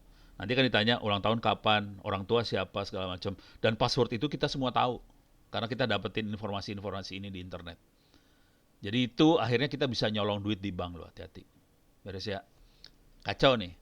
Nah, yang lebih ngeri adalah yang KTP ngeri banget. Coba masuk ke Play Store. Kalau Anda pakai handphone, Anda bisa masuk ke Play Store nih. Play Store-nya Google. Oke. Kita bisa masuk ke Play Store-nya Google, terus kita masukin aja. Oke, misalnya iktp gitu ya. Ya udah, kita bisa ngecek KTP online dan ini banyak loh. Jangan khawatir. Banyak banget aplikasi yang kita bisa dapetin data-data KTP online semua orang Republik Indonesia. Gitu ya. Tujuannya sebenarnya bukan itu sih. Tujuannya adalah supaya Dukcapil, KPU segala macam kalau kita lagi mau ngecek daftar pemilih, kita gampang. Soalnya ada aplikasi seperti ini. Tapi kan bisa disalahgunakan ya. Ini kan Dukcapil, asal muasalnya Dukcapil buat orang nyoblos. Cuman udah gitu bisa kacau ceritanya. Karena ini bisa kacau semua nih. Jadi ya kalau kita lihat, ini tuh. Ini mah biasa lah ya, ini masih biasa. Nah, udah mulai kacau nih. Tuh, kacau. Aplikasinya ada di Google loh. Terverifikasi sesuai dengan asli. Gila nggak lo? Ada di Google. Tinggal download aja ini. Tinggal download, jangan khawatir. Sekarang teknik yang paling kadal yang dipakai sama teman-teman yang rada gelo. Ajarin nggak ya? Ngeri, gue ngajarin. Saya kasih tahu lah. Bentuknya gambar aja ya. Kalau Ono kadang-kadang suka agak gilanya keluar. Saya kasih gambar ya. Yuk. Ini teknik buat melakukan serangan. Supaya Anda tahu teknik serangan seperti apa, mudah-mudahan dari situ Anda tahu cara bertahan. Jadi teknik kita bertahan di internet adalah kita tahu teknik serangan. Jadi gini, kita punya KTP nih ya. KTP. Di KTP kita ada nama, alamat, segala macam. Dah beres. Ada nama, foto, dan sebagainya. Oke. Kalau kita tahu, KTP kita canggih loh dalamnya sih sebenarnya. Jadi KTP kita bukan kartu biasa, dalamnya ada RFID. Tulisnya gimana ya? RFID gitu ya. Atau NFC. Oke, ada makhluk ini dalamnya. Oke, makhluk apakah itu? Kita coba cek di sini. Oke, RFID. Itu apa? Lihat gambarnya. Nah, bentuknya kayak gini dalamnya. Jadi dalam KTP kita ada makhluk seperti ini dalamnya. Tapi ditutup sama plastik. Jadi ada komputernya sih sebenarnya, terus ini ada antenanya dalamnya, ada antenanya. Beres ya? Ini ada antenanya dan ditutup plastik. Ini prosesor dalamnya. Pertanyaannya ada listrik kagak? Kagak ada listriknya. Listriknya dapat dari mana? Dari sinyal yang dia dapat dirubah jadi listrik. Jadi kan sinyal bentuknya sinusoid. Sinusoid kayak gitu ya, sinus. Nah, dikasih dioda segala macam, dia akan jalanin peralatan di dalam sini. Jadi dalamnya komputernya akan jalan kalau dideketin sama radio. Makanya kita bisa ngetap kartu tol, bisa tap ke apa Indomaret, Alfamart segala macam bisa tap sih sebenarnya. Kalau kita buat ngisi kan ada yang e-money apa segala macam. Semuanya pakai RFID ini ya. Oke, beres ya, udah ngerti ya. Nah, sekarang teknik serangannya. Oke. Ini cara blow on dulu ya. Attack. Cara nyerangnya. Saya gambar. Jadi, cara nyerangnya adalah ntar, saya cari ini mah DOS attack. Attack yang gila mah extended range misalnya. Bikin jaraknya lebih jauh. Ntar. Jangan pakai attack dulu lah. Nah, ini dia lebih gampang lihatnya. Jadi, kalau kita perhatiin, teknik yang banyak dipakai adalah kita harus nempelin e-money kita atau duit kita atau KTP kita ke alat-alat seperti ini. Ditempelin, tag, sampai nempel. Baru dia komunikasi. Bisa nggak dibikin supaya nggak nempel? Bisa. Jadi caranya gimana? Receiver ini, penerima ini yang biasa kita tempel, dikasih antena yang gede kayak gini. Ini antena gedenya nih. Ini antena gedenya. Oke. Artinya apa? Karena dia antenanya gede, dia komunikasinya lebih jauh dong.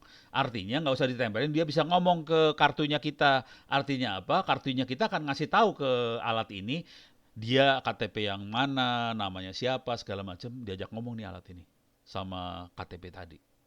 Gitu ya. Itu kalau KTP. Bayangkan kalau ini e-money, kacau cerita. Duitnya diajak ngomong sama sini. Ya udah deh, saya ambil ya duitnya 10.000 doang, ambil duitnya. Nanti minta lagi ya 10.000, ambil. Jadi yang seru adalah kalau ada kampus yang make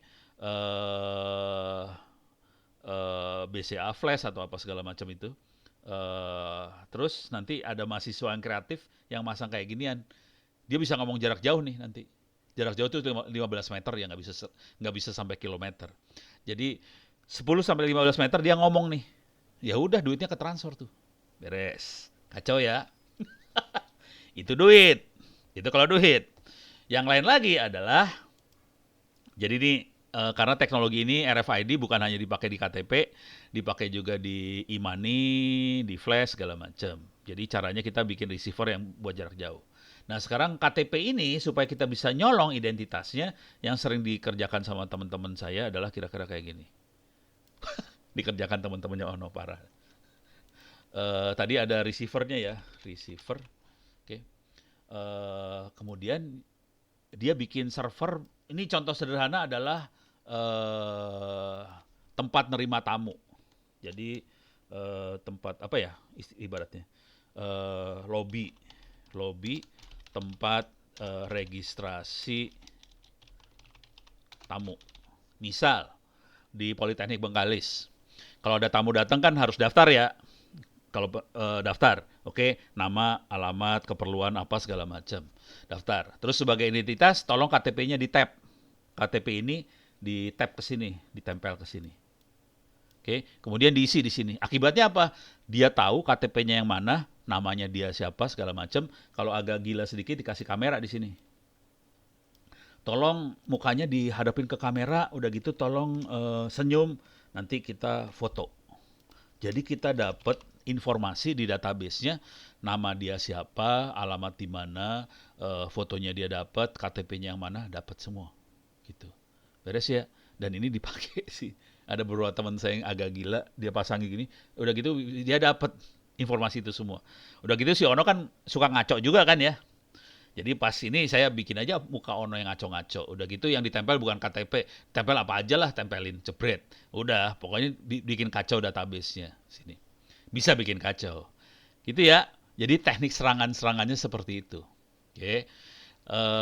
Teknik yang paling sederhana buat memproteksinya silahkan dibaca-baca di sini. Mana tadi? Ini dia. Oke, silakan baca lagi di kuliah Internet Safety ini tentang dasar-dasar keamanan informasi, perilaku keamanan di dunia online. Ini tadi misalnya jangan posting sembarangan, jangan percaya sama orang sembarangan, gitu ya. Ini korbannya parah nih. Kalau yang ini nih parah banget. Kasih cerita dikit lagi dah. Yang ini ya, perilaku keamanan di dunia online. Ya, korbannya salah satunya waktu itu adalah anak SD di Surabaya. Oke. Lewat Facebook. Dan kita tahu semua bahwa sebetulnya Facebook, TikTok, YouTube, apa segala macam melarang anak kecil make platformnya dia. Jadi kayak Facebook harus berapa 18 tahun ke atas atau 16 tahun ke atas lah baru bisa pakai Facebook. TikTok juga sama. Cuman kadang-kadang orang-orang kan ngerubah tanggal kelahiran supaya bisa dipakai. Kejadiannya di Surabaya adalah ini anak SD pakai Facebook. Kemudian anak-anak SD ini saling ngobrol di Facebook. Kayaknya nggak ada yang masalah di situ. Nah, pada saat mereka ngobrol di Facebook, kemudian ada orang yang bermaksud jahat ikutan ngobrol sama anak-anak itu. Terus berkenalan lah orang ini sama anak-anak itu. Terus ikutan ngobrol lah dia sama anak-anak itu. Terus ini anak-anaknya masih SD kan, pas mau puber. Oke. Kan biasa, ini kebetulan anak perempuan mau puber. Kan masih bingung ya, M tuh apa, segala macam nggak tahu lah. Ya udah gitu, siapa namanya? Si orang ini yang mau nyerang ini ngobrol ke anak-anak itu. Ya udah gini deh, kalau Anda ada masalah, sakit, apa segala macam, bisa tanya ke saya kok, nggak masalah. Terus kita bisa ngobrol, mulai nanya-nanya segala macam. Udah gitu, anaknya mulai masuk ke yang lebih dalam lagi. Pak, ini saya masalah sakit ini gini-gini. Ya udah gini aja dah. Coba tolong difoto aja, tolong bajunya dibuka terus difoto biar saya bisa lihat. Gitu kejadiannya. Kacau nih kejadian ini.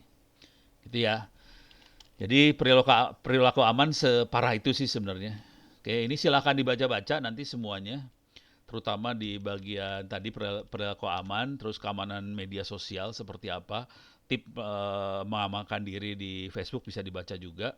Soalnya kalau dibacain pasti garing, lebih enak cerita. Tapi kalau udah dengar cerita, udah kebayang sih apa yang ditulis sini udah kebayang sih sebenarnya. Gitu.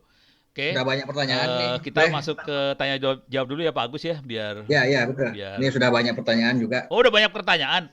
Oh ya udah, siap. Oke, silakan. Oke, yang saya bacakan atau gimana Pak? Saya bacakan aja. Boleh. Yang pertama dari Anonilas, itu izin bertanya, dalam setting dikenal dengan istilah end-to-end. Apakah end-to-end itu sudah menjamin data aman? Karena logikanya data kita tersimpan pada server penyedia layanan. Oh, oke. Bagus, pertanyaan bagus. Itu kalimat lengkapnya sebetulnya bukan end-to-end aja ya. Ada end-to-end encryption kalau di WhatsApp. Oke. Jadi kisahnya adalah gini kisahnya. Saya gambar lagi lah. Mana? New. Kisahnya gini.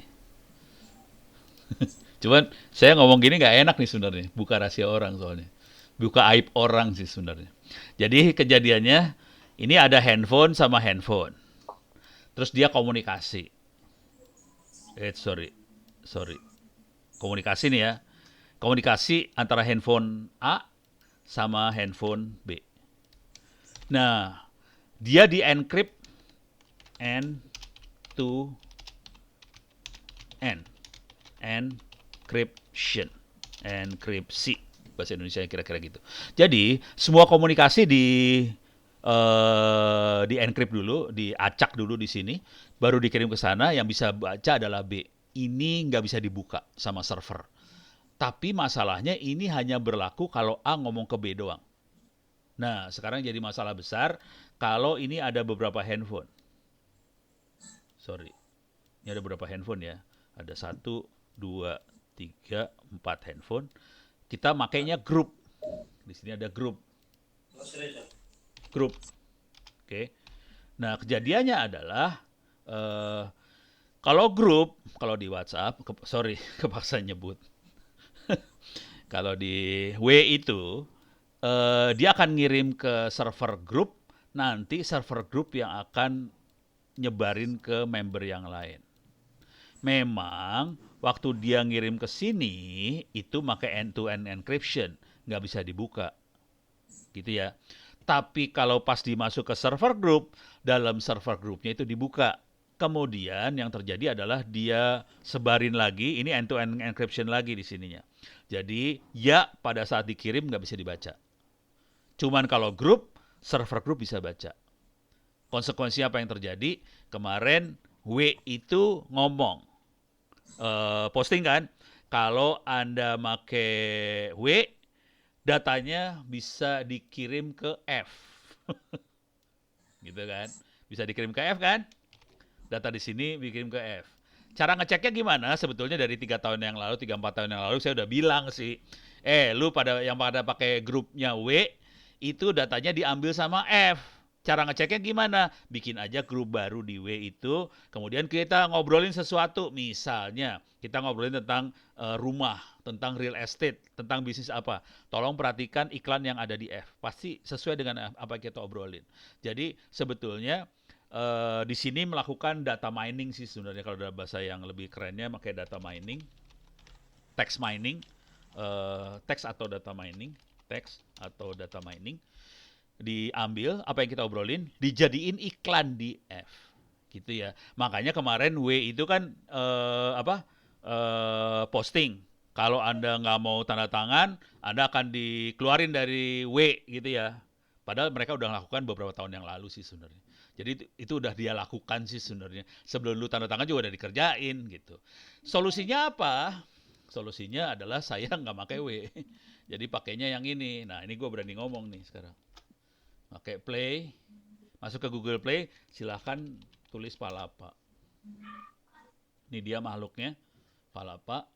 Palapa turunan dari signal dimodifikasi. W juga turunan dari signal dimodifikasi. Cuman ini modifikasinya lebih dahsyat lagi. Jadi kita bisa video call, bisa call segala macam. Yang seru adalah pada saat main grup. Grupnya beda dia. Kalau cara W kan adalah kita lempar ke server nyebarin ke semuanya. Kalau di Palapa nggak gitu caranya.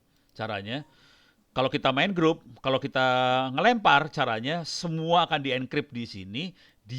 Handphone kita akan ngirim satu-satu ke semua member grup. Konsekuensinya apa? Server tetap nggak akan bisa baca. Jadi komunikasi end-to-end A ke B nggak bisa dibaca, grup nggak bisa dibaca. Jadi solusinya ini sih, Palapa. Hampir nggak ada yang pakai kayak gitu sih sebenarnya. Tapi kalau Anda pernah pakai Palapa, kerasa dia akan bikin public key, private key segala macam. Gitu kira-kira.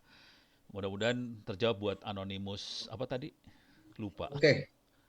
Yang kedua, jadi ada 2 pertanyaan dari Arya Pati. Yang pertama, mengapa Bank Indonesia atau bank-bank di Indonesia lebih memilih sistem lama atau XP dibandingkan sistem baru? Yang keduanya, baru teh naon bentar. Ya, yang baru itu mungkin Windows 10. Oh, jadi ini itu. Di ATM kenapa mungkin masih pakai Windows XP?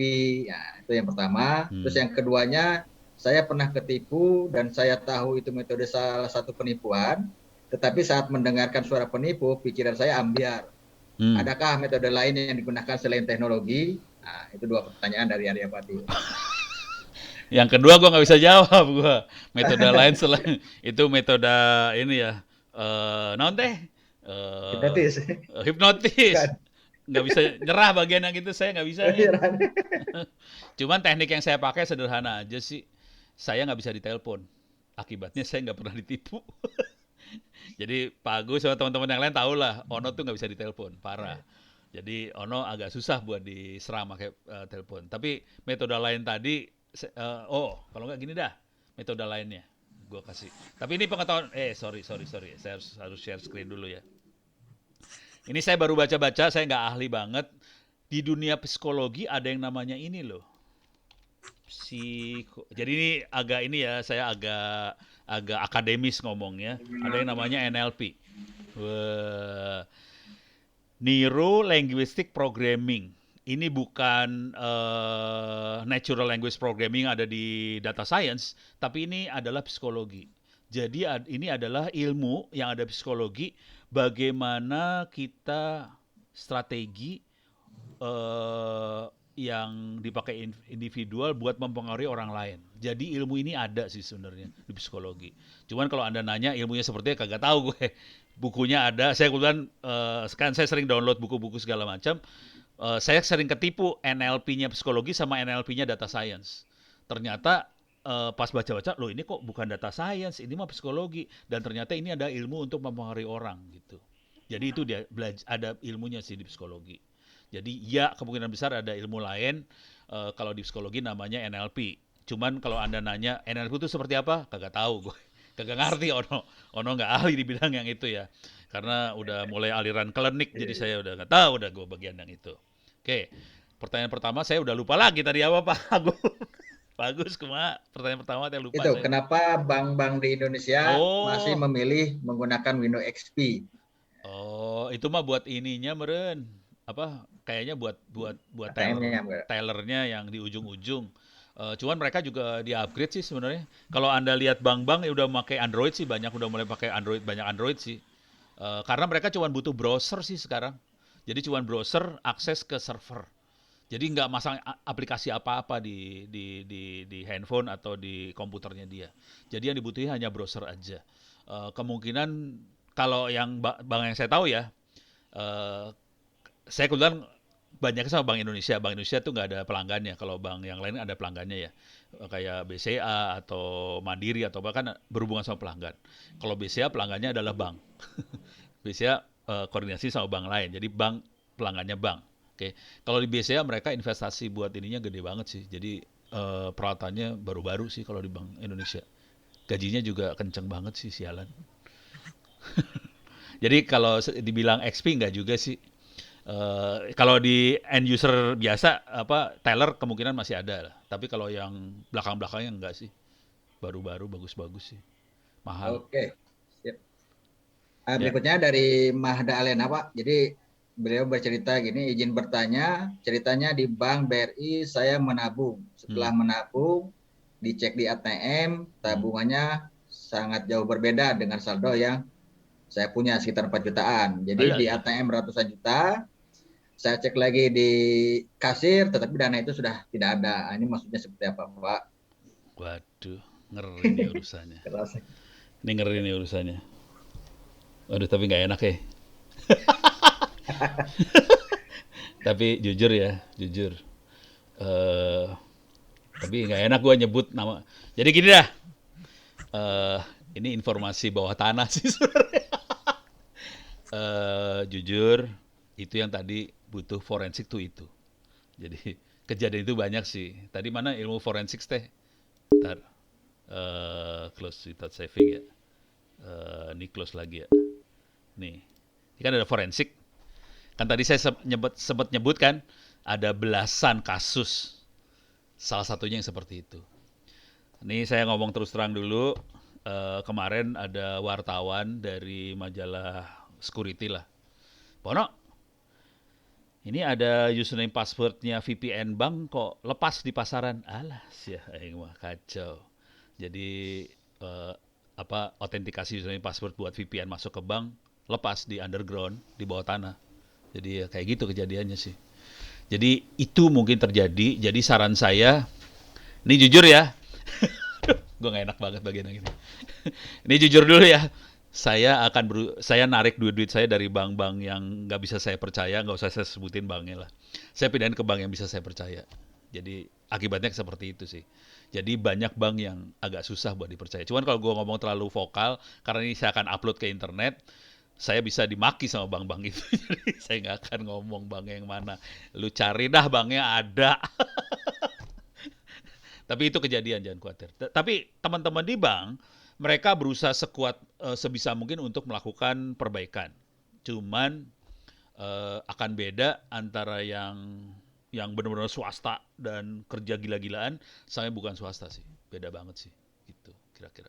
Itu clue-cluenya dikit, saya kasih dikit aja. Sorry, kejadian beneran itu. Jadi itu nggak aneh sih kejadian. Oke, baik. Kita Mudah-mudahan lanjut. duit Anda nggak sampai hilang ya.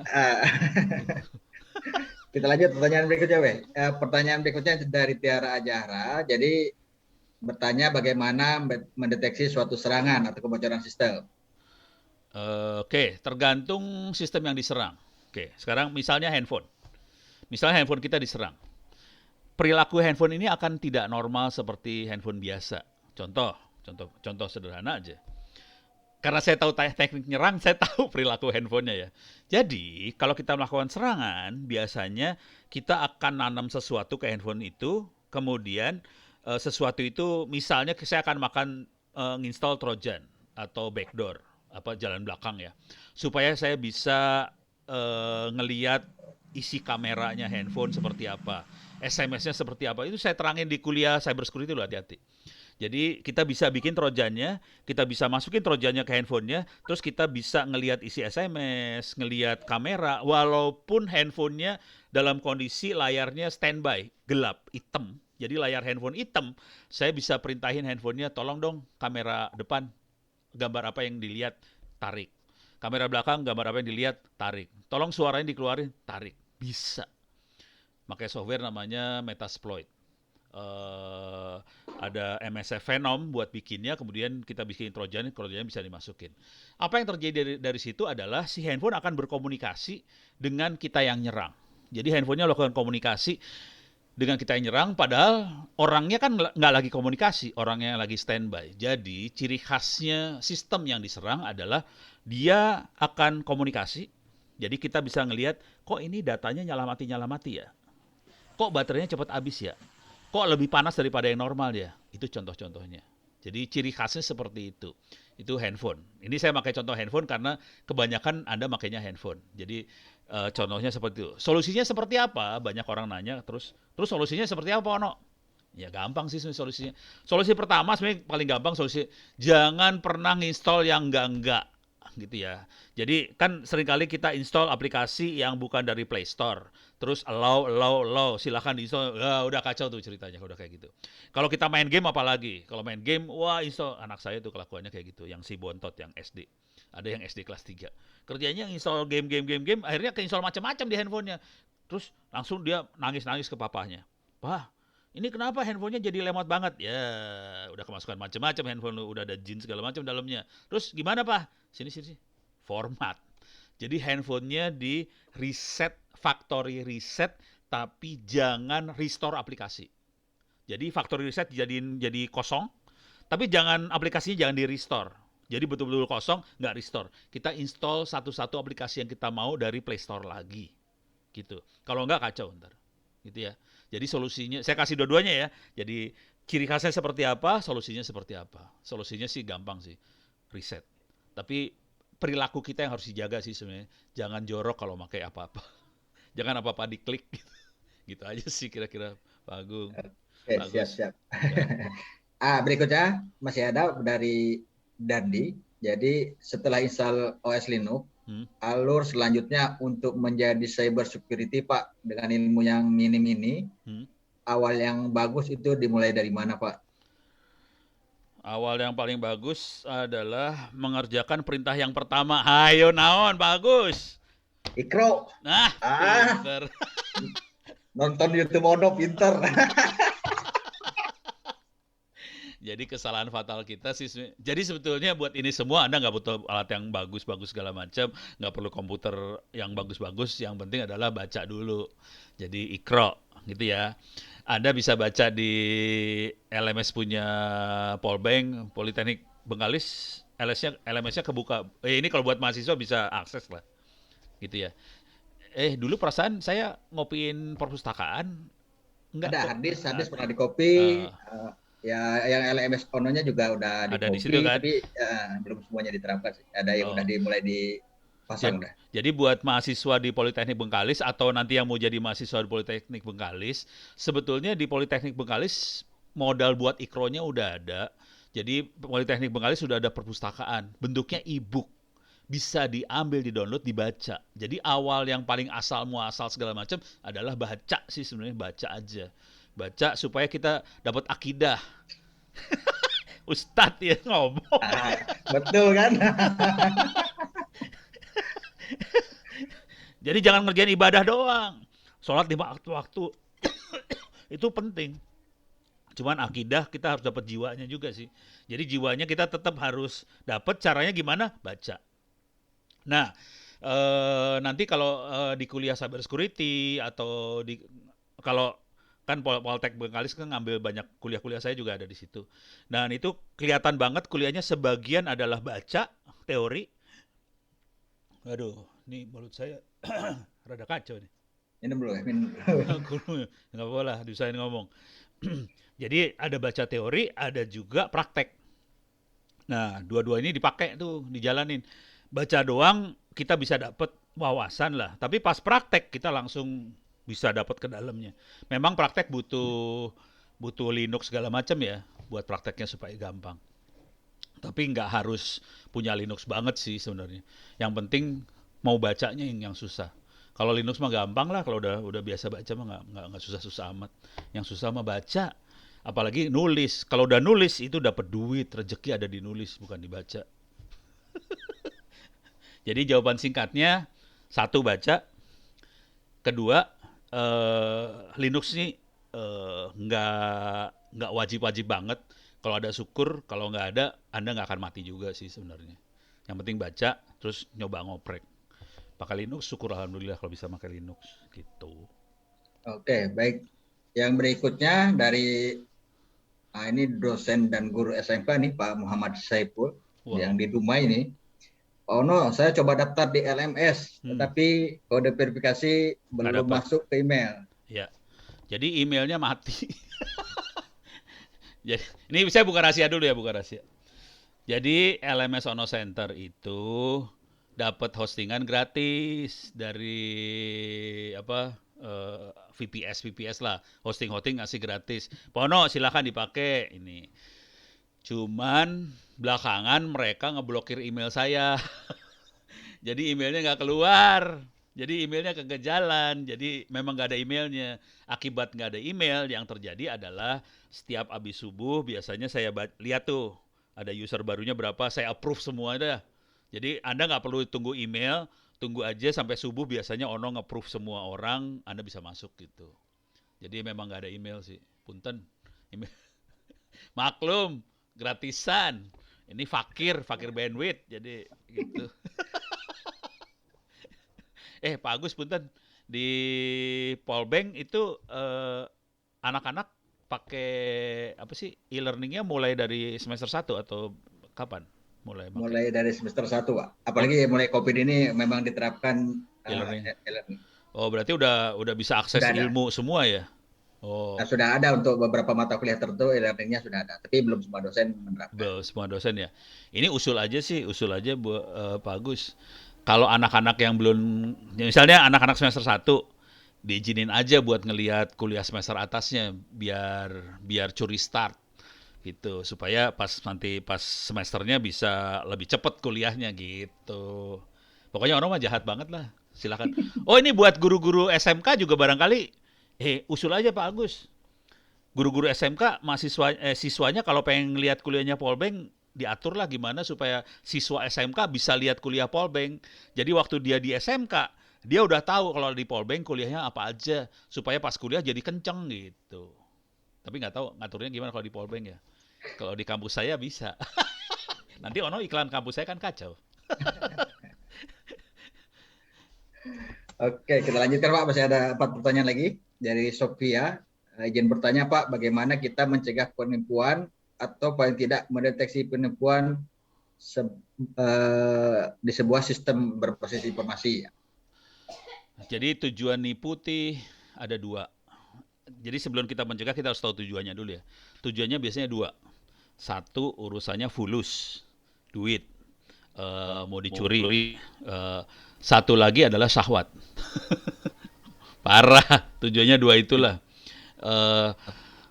Terus bagaimana kita memproteksi diri kita jangan sampai kena ke dia, ketipu dia. Kita proteksinya satu, data kita, nama, alamat, segala macam data-data kita. Satu lagi yang paling penting juga adalah username password. Jadi seringkali penipu itu mencari celah gimana bisa dapetin username passwordnya kita. Oke. Dan celahnya bisa macam-macam lah, hati-hati. Saya kasih cerita ya, kisah-kisah aja ya supaya ngebayangin. Anda bisa nyari di GitHub aplikasi-aplikasi yang buat nyerang tadi, buat dapetin username password bisa cari di GitHub. Dan kadang-kadang kita bisa bikin website. Mungkin Anda pernah dapat email apa segala macam, tolong yang isinya kalimat kira-kira tolong mail Anda diperbaiki. Tolong masukkan nama, alamat segala macam. Soalnya kita deteksi kayaknya ada masalah di email Anda. Tolong masukkan nama, alamat segala macam, password ke website itu. Padahal itu bukan website buat emailnya kita masukin passwordnya, kan kecolong passwordnya jadinya, gitu ya. Jadi ada website-website yang memang sengaja dibikin seperti itu. Ada yang seperti itu. Ada juga caranya adalah jadi ini tolong jangan dipraktekin ya. Jadi aplikasinya ada di GitHub. Nanti cari aja Google yang namanya ini mumpung lagi online saya kasih lihat lah. Oke. Bisa di GitHub. Oke, ini aplikasinya di GitHub. Nih, bisa cari cara nyarinya gini aja. Phishing tulisnya gini ya, gini kalau nggak salah. Nih, kayaknya salah deh. Phishing yang benar gini kayaknya. Nah kan langsung 400. Ini ada Facebook phishing script like verification process. Nah, udah kacau nih udah. Saya gedein lah. Jadi kita bisa bikin script phishing Facebook pura-pura jadi proses verifikasi. Hacking Instagram via phishing. Phishing script Apple ID verification. Jadi nipu-nipu semua supaya kita bisa phishing 2FA Gmail. Kacau dah. Gmail aja jebol coba. Caranya nipu semua. Ini hack. Jangan dipraktekkan ya, jangan dipraktekkan. Lu praktekkan gue gamparin satu-satu ntar. Oke. Ini kayak gini banget sih. Ini phishing PayPal. Ini buat scam. Kacau. Jadi ini sampai kebuka seperti ini dan ini source code loh, hati-hati loh. Ini source code ya. Kita klik aja di sini. Ini source code nih. Tuh, PHP. Ini PHP. Jadi kita bikin website dengan source code seperti itu, kita bisa nipu langsung. Ini kita lihat indeksnya, indeks PHP ini bikin web. Oke. Tuh. Masukin username, masukin password. Masuk. Submit, verify, gitu. Jadi kacau banget ini udah. Jadi source code-nya dikasih gitu. Kan kacau. Jadi kita bikin website, pura-pura verifikasinya Facebook. Ada lagi cara yang lain adalah kita masukin Trojan. Jadi caranya kita chattingan, Trojannya bisa dimasukin dalam gambar, JPEG, atau apa segala macam. Terus kita kirim lewat chattingan di Facebook, apa segala macam. Facebook lagi, di W atau di F, segala macam kita chatting, nanti dikirim Trojannya itu. Kalau kita klik Trojannya, nanti diarahin ke web buat nipunya segala macam. Atau Trojannya bisa juga ngambil data yang ada di handphone kita, diambilin. Jadi bisa kayak gitu. Oke, jadi ciri khasnya adalah seringkali kejadiannya adalah ini kayaknya kalau dalam bahasa Inggris teh gini, dalam bahasa Inggris, too good to be true. Jadi kayaknya nggak mungkin kayak gini deh. Kayaknya terlalu bagus gitu. Kayaknya nggak mungkin ono dapat hadiah gitu. Terus dia caranya nipu, Anda dapat hadiah. Silahkan masukin data Anda seperti ini. Jadi kayak too good to be true. Jadi bentuk mereka selalu seperti itu, too good to be true. Masalahnya banyak orang itu suka sama yang too good to be true. Orang kan seneng kalau dapat hadiah. Orang kan seneng kalau dapat duit. Jadi kayaknya kayak gitu, udah gitu dia akan ngasih apapun yang dibutuhkan supaya duit itu dia dapat. Ya udah, masukinlah tuh username, masukinlah tuh password, gitu. Jadi seperti itu. Kalau yang phishing seperti ini ya. Cuman yang ngeri adalah yang tadi, yang lewat chattingan yang diklik. Bentuknya gambar, kadang-kadang gambar, tapi gambarnya itu ada execute-nya di dalam. Jadi bentuknya gambar, kadang-kadang gambarnya lucu, apa segala macam, orang suka ngeklik. Ya udah kacau dah lo. Jadi kalau mau jujur, saya jarang chatting. Saya jarang pakai handphone sih sebenarnya. Kalau Anda tahu, saya hampir nggak pernah pakai handphone sih sebenarnya. Makanya teman-teman saya pada kesel semua sama Ono. Ono mah percuma lah, nggak bisa dihubungin pakai handphone. Ono pakai email. Karena email proteksinya lebih lebih ganas. Kalau email tuh lebih susah dijebolnya. Kalau handphone parah banget. Jadi kira-kira seperti itu cara mereka nyebarin, gitu ya. Eh, itu satu. Yang lainnya adalah kira-kira gini. Berusaha komunikasi sama orang kita kenal aja. Jangan sama yang tidak dikenal. Kalau dikenal kita harus pasang proteksi 2-3 kali. Ini gue nggak kenal, dia ngomong kayak gini, percaya nggak? Dan kejadian sama saya parah banget waktu itu. Kejadian parah. Jadi itu beres ya, kalau nggak kenal hati-hati. Kejadian sama saya adalah kayak gini. Suatu hari saya dapat email dari Microsoft Singapura, minta ketemu. Langsung saya pikir, nggak mungkin, mana mungkin tuh Microsoft ketemu sama Ono sih. Saya delete tuh email. Padahal itu beneran Microsoft yang ketemu. Akhirnya saya dihubungi sama Microsoft 01 Indonesia. No, ketemuan. Terus ngobrol lah kita, terus ketemu sama orang Singapurnya. Waktu itu saya pernah kirim kamu email loh, No. Kapan gini-gini? Oh, yang itu ya. Iya, saya delete soalnya saya pikir itu penipuan. Orang Microsoftnya ngamuk-ngamuk. Sialan tuh, gue beneran dibilang penipuan. Jadi, tapi ya mendingan gitulah daripada kita ketipu, karena penipuan banyak banget sih di internet. Kira-kira gitu. Gitu ya Pak Agus ya. Oke, ini masih ada nih Pak pertanyaannya nih. Jangan khawatir terus. Tak apa, nanti saya rekap juga, kalau nggak sempat saya rekapkan, saya kirim ke ini. Ke email, iya. Ke email. Nah, berikutnya ada pertanyaan dari Fadli Ajlan. Jadi bertanya tentang bagaimana kalau kita pemberian akses di smartphone, apakah berpengaruh terhadap keamanan pengguna, dan bagaimana cara seseorang pengguna mengatasi hal tersebut. Apa akses di smartphone? Hak akses, jadi biasanya suka ada allow apa, kamera allow apa seperti itu.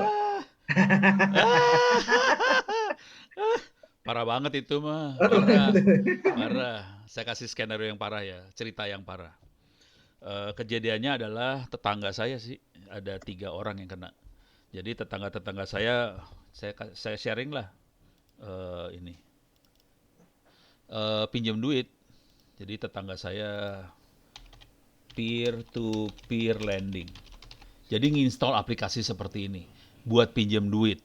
Oke. Ini Amarta bagus beneran. Tapi banyak yang brengsek loh ini. Hati-hati. Jadi mereka klik, install, pinjam duit. Dan aplikasi pinjam duit ini nanti minta hak akses. Hak akses ke address book lah, apa semuanya diminta diakses. Dan kejadiannya sama tetangga sebelah saya, ada 3 tetangga, korbannya di sebelah tuh berapa puluh juta ya, puluhan juta, yang sebelah sana 100 juta korbannya. Jadi setelah dia pinjam duit, ini kan duitnya kayak rentenir ya, duitnya kenceng nih, bunganya kenceng banget nih.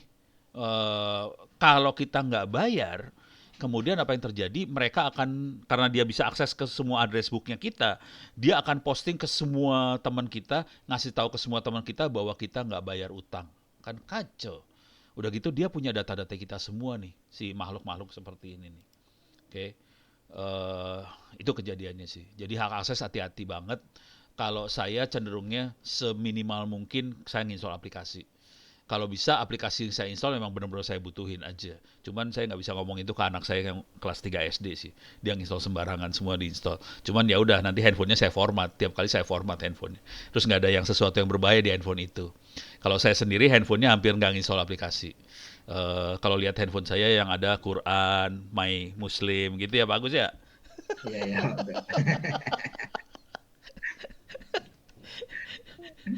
Jadi bahaya sih hak akses bener. Hati-hati. Nonde. Oke, ini yang berikutnya dari Ibu Mia di Politeknik Negeri Batam. Yes. Bahwa menyampaikan di Batam juga sudah ada prodi baru Pak, rekayasa keamanan siber. Iya. Sama atau mirip dengan KSI. Mudah-mudahan kedepannya ada. Bisa kerjasama. Iya, siap. Keamanan siber Pak. Oh, jadi nggak jadi KSI sendirian di Bengkalis ya? Nggak jadi KSI sendirian, ada keamanan cyber punya di Batam. Oh, di sana KSC, kan KSI, KSS, keamanan siber. Ya, di Batam itu Pak. Oke, Politeknik Negeri Batam. Ya, perlu diumumin ke satu republik ini. Betul.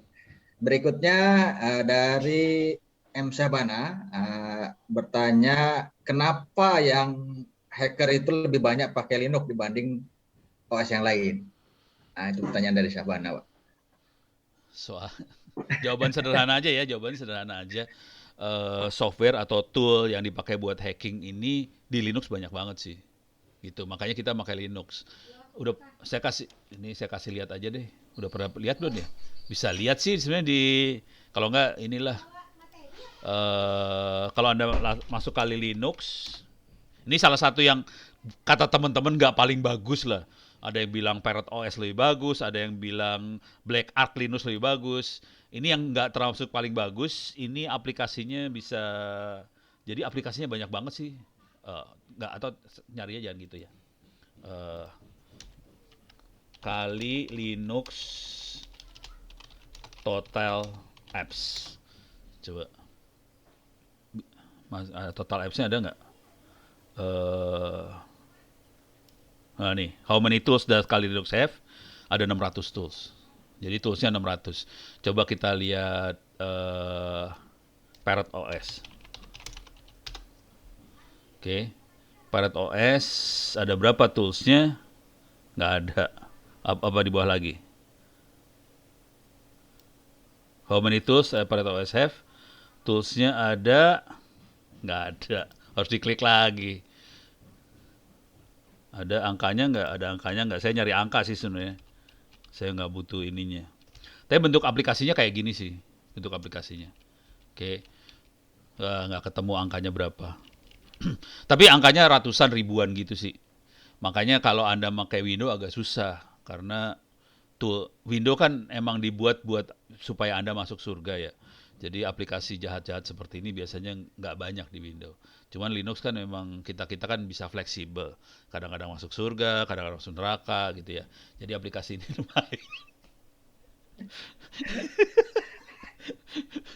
Soalnya kita butuh sih. Kalau enggak kita nggak bisa. Jadi gini ya, supaya kita bisa aman mau nggak mau kita harus nyerang. Supaya kita tahu cara ngamanin, kita harus nyerang. Makanya banyak aplikasi seperti ini di Linux sih. Lebih enak gitu. Windows mah susah nyarinya. Bener, sumpah. Oke, berikutnya dari Udiko. Nah, Udiko bertanya berkaitan dengan GitHub. Jadi yang paling banyak digunakan tadi katanya GitHub. Menurut tinjauan Pak Kono, apakah data aplikasi kita aman disimpan di sana? Apalagi yang terdapat API penting, akun database, meskipun statusnya sudah di-privatekan. Gini, GitHub itu isinya orang-orang open source. Jadi orang-orang yang memang source code-nya dibuka. Oke. Tujuan utamanya adalah supaya kita bisa sharing, ngembangin aplikasinya bareng-bareng. Jadi kalau misalnya saya pengen bikin sistem informasi buat desa. Kalau Ono sendiri yang bikin pasti tenaganya satu orang Ono. Bayangkan kalau kita taruh di GitHub, orang lain bisa ikut kontribusi. Oh, saya tambahin lah urusan SMS buat warga. Saya tambahin lagi misalnya buat data Dasawisma buat warga. Saya tambahin lagi misalnya untuk Jumantik buat warga segala macam. Jadi kita bisa sharing, kita bisa nambahin kekuatannya. Itu tujuan utamanya GitHub. Konsekuensinya apa dari situ? Biasanya autentikasi urusan username password segala macam kita harus buang-buangin dulu tuh. Jadi GitHub berasumsi bahwa nanti ini aplikasi waktu diinstal kita harus ngisi, dikasih tahu di petunjuknya, tolong isi edit file konfigurasi ini, masukin nama database-nya segala macam di file konfigurasi ini. Jadi biasanya caranya gitu. Jadi GitHub dibikin supaya source code-nya ada, tapi tidak ada autentikasi buat masuk ke database segala macam. Jadi nanti dikasih tahu cara nginstallnya, database-nya harus dibikin dulu, terus kita bikin username password database, nanti aplikasi kita harus ngomong ke database yang kita buat. Jadi tidak ada username password yang ada di aplikasi di GitHub, yang kita taruh di GitHub tadi gitu. Jadi emang bahaya kalau kita taruh, mah bahaya banget, jangan ditaruh emang. Kacau ceritanya nanti. Gitu. Pertanyaan terakhir dari Putri. Yang terakhir Pak, yang bertanya. Katanya mau sampai jam 1, enggak ya? Itu. Nanti bisa demo yang lain Pak. Demo ngehack. Pertanyaan dari Putri Nia bertanya bagaimana mengamankan data yang sangat efektif dan kenapa itu LMS-nya Pak Pono susah? Pertanyaannya Susah apa maksudnya susah? Susah susah ujiannya? masuk, susah ujiannya, susah masuknya atau susah daftarnya mungkin Pak?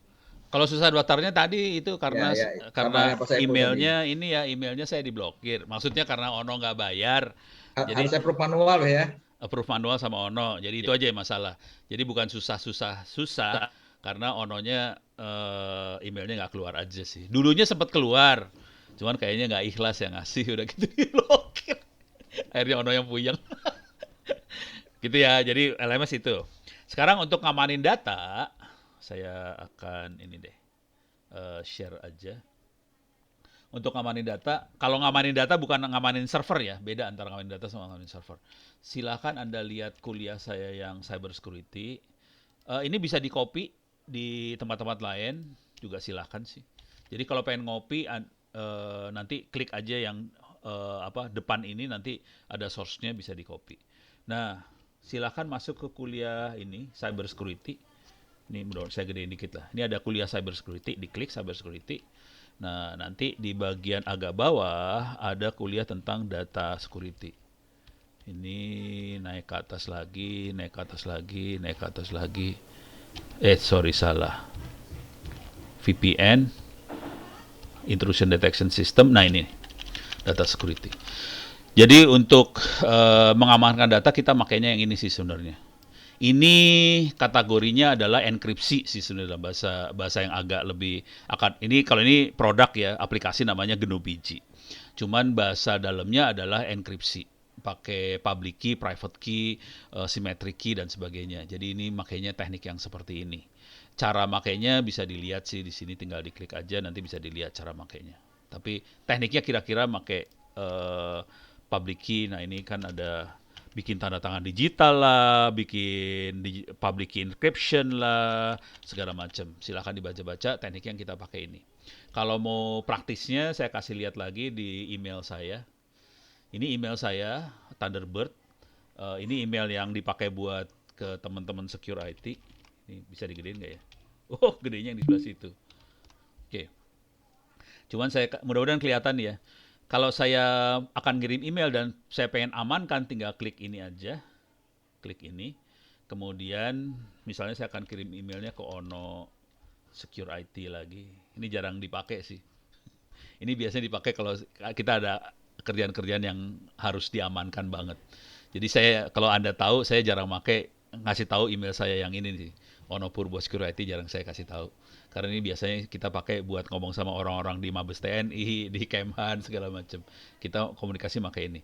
Nah, ini perhatiin di sini ada kunci, di sini ada tanda tangan digital. Jadi saya bisa ngunci, encrypt cuman klik ini aja sih. Caranya cuman klik ini atau tanda tangan digital seperti ini. Nah, kita bisa ini kalau dikirim ini tes. Kalau ini bisa dibaca orang, tapi kalau saya kayak giniin nggak bisa dibaca sama orang. Nah, kita bisa manage semua key buat enkripsinya dengan cara kita manage key management yang ini. Nih key-nya bisa kita manage dari sebelah sini. Jadi kalau mau ngirim ke siapa, key-nya yang mana, tinggal diklik aja. Saya mau ngirim ke siapa, siapa. Ini kelihatan nih emailnya banyaknya Kominfo, TNI Siber lah, apa kayak gitu-gitu. Jadi emailnya kayak gini. Jadi kita enkripsinya seperti ini. Teknik yang sama kita bisa enkripsi file, bisa enkripsi apa aja sih. Termasuk teknik ini yang dipakai di iktp segala macam, pakai teknik ini juga sih sebenarnya. Gitu ceritanya. Gitu Pak Agus. Oke, terima kasih. Nampaknya pertanyaannya sudah tidak ada lagi nih Pak. Sudah siap ya. Sudah selesai pertanyaannya. Bentar, pada tahu email saya nggak sih? Belum, email, Twitter, Facebook, tadi YouTube belum Bapak ini. Biasanya di awal selalu tuh tadi lupa. Kelupaan saya teh. Oke, buat Anda semua, saya posting aja. Oke. Saya gedein dikit lah. Zoom in. Belum tershare, Pak. Oh, belum di-share ya. Sorry, maaf. Kalau nggak ini saya posting di sini dulu lah. Saya masukin di chat ya. Nih, saya taruh di chat. Sekarang saya share. Oke. Jadi ini Twitter saya Ono W Purbo. sarannya buat diskusi di situ. Kalau ada yang mau koordinasi bisa pakai email. Yang ini adalah e-learning LMS Ono Center, wikinya ada di /wiki, perpustakaannya sedikit banget, ini 0,001% aja ada di pustaka ini. Kalau mau ngopi, perpustakaan saya baca yang paling bawah ini ada total sekitar 7, sekian terabyte lah. Tapi kalau cuma IT doang mungkin sekitar 1-2 terabyte udah cukup kalau IT doang. Kalau mau YouTube saya sekarang masih kondisinya Ono Center, cuman saya sudah bikin YouTube channel satu lagi namanya Keamanan Siber. Itu akan fokus lebih ke arah hacking segala macam. Supaya kalau di-delete sama YouTube, yang keamanan siber yang di-delete, jangan yang Ono Center yang di-delete. Soalnya udah mau di-delete ini. Satu kali lagi saya salah, saya di-delete nih habis ini. Gitu. Gitu ya, mudah-mudahan bisa bermanfaat. Jadi kalau ada apa-apa silakan hubungin saya. Terus sarannya kalau bisa kuliah di Politeknik Bengkalis sama Batam. Sama Batam. Mantap. Terima kasih Pak Agus, saya balikin di. Baik, terima kasih, luar biasa, sudah sama-sama kita dengarkan. Oh, ini ada lagi pula terakhir satu, Pak, dari dari Udiko. Nanti mana lebih bagus WhatsApp atau Telegram, Pak? Kalau urutannya WhatsApp sama Telegram, mending ke Telegram sih. Kalau WhatsApp sama Telegram ya, kalau pilihannya 2. Cuman saya makanya Palapa. Iya, beda nih. Merah putih, men. Merah putih. Merah putih, men. Oke, baik. Terima kasih. Jadi nanti sebelum kita tutup sesi foto bersama, mohon dihidupkan kameranya. Ya. Terima kasih juga kami ucapkan kepada PT Karano Teknologi CIT, ya, ini mensponsori. Jadi nanti pertanyaan-pertanyaan terpilih akan dikirim baju nih dari PT CIT langsung ke alamat masing-masing. Jadi panitia nggak ikut campur tangan ya, nggak ikut apa dikorupsi bajunya nggak. Itu nanti pertanyaan yang bagus akan dipilih dari PT CIT ke pengguna masing-masing atau gimana cara korupsi baju? Tambah kecil atau gimana? Korupsi baju. Juga nanti yang beruntung operator akan mengirim pulsa ke nomor yang bertanya. Mantap. Iya. Mantap pokoknya. Ya. Oke, dihidupkan kameranya. Kita akan adakan sesi foto bersama. Operator, siap?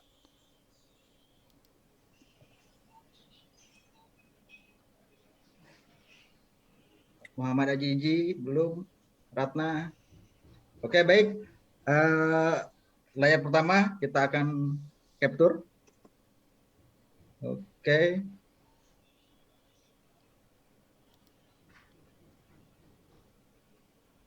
Layar yang kedua.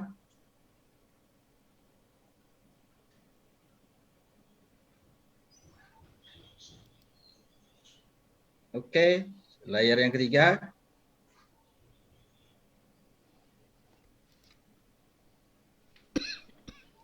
Oke, baik. Terima kasih kepada Mbak Behono ya udah menyempatkan waktunya. Jadi tadi udah dari jam 8:30 beliau bergabung ya sebelum peserta yang lain hadir.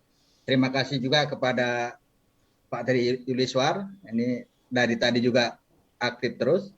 Ada Pak Muhammad Saiful, ada Pak Yudi Arta itu dari UIR ya Universitas Islam Riau. Ada dari Kominfo Bengkalis Muhammad Buhati Mulyadi. Ya. Jadi banyak Pak yang tergabung. Terima kasih. Cukup sekian. Saya akhiri. Assalamualaikum warahmatullahi wabarakatuh. Jika yang masih mau bergabung di dalam apanya silakan. Waalaikumsalam. Terima kasih semuanya, Pak Agus, Pak Teddy Yuliswar. Terima kasih. Terima kasih, Babe. Sama-sama. Terima kasih, Babe.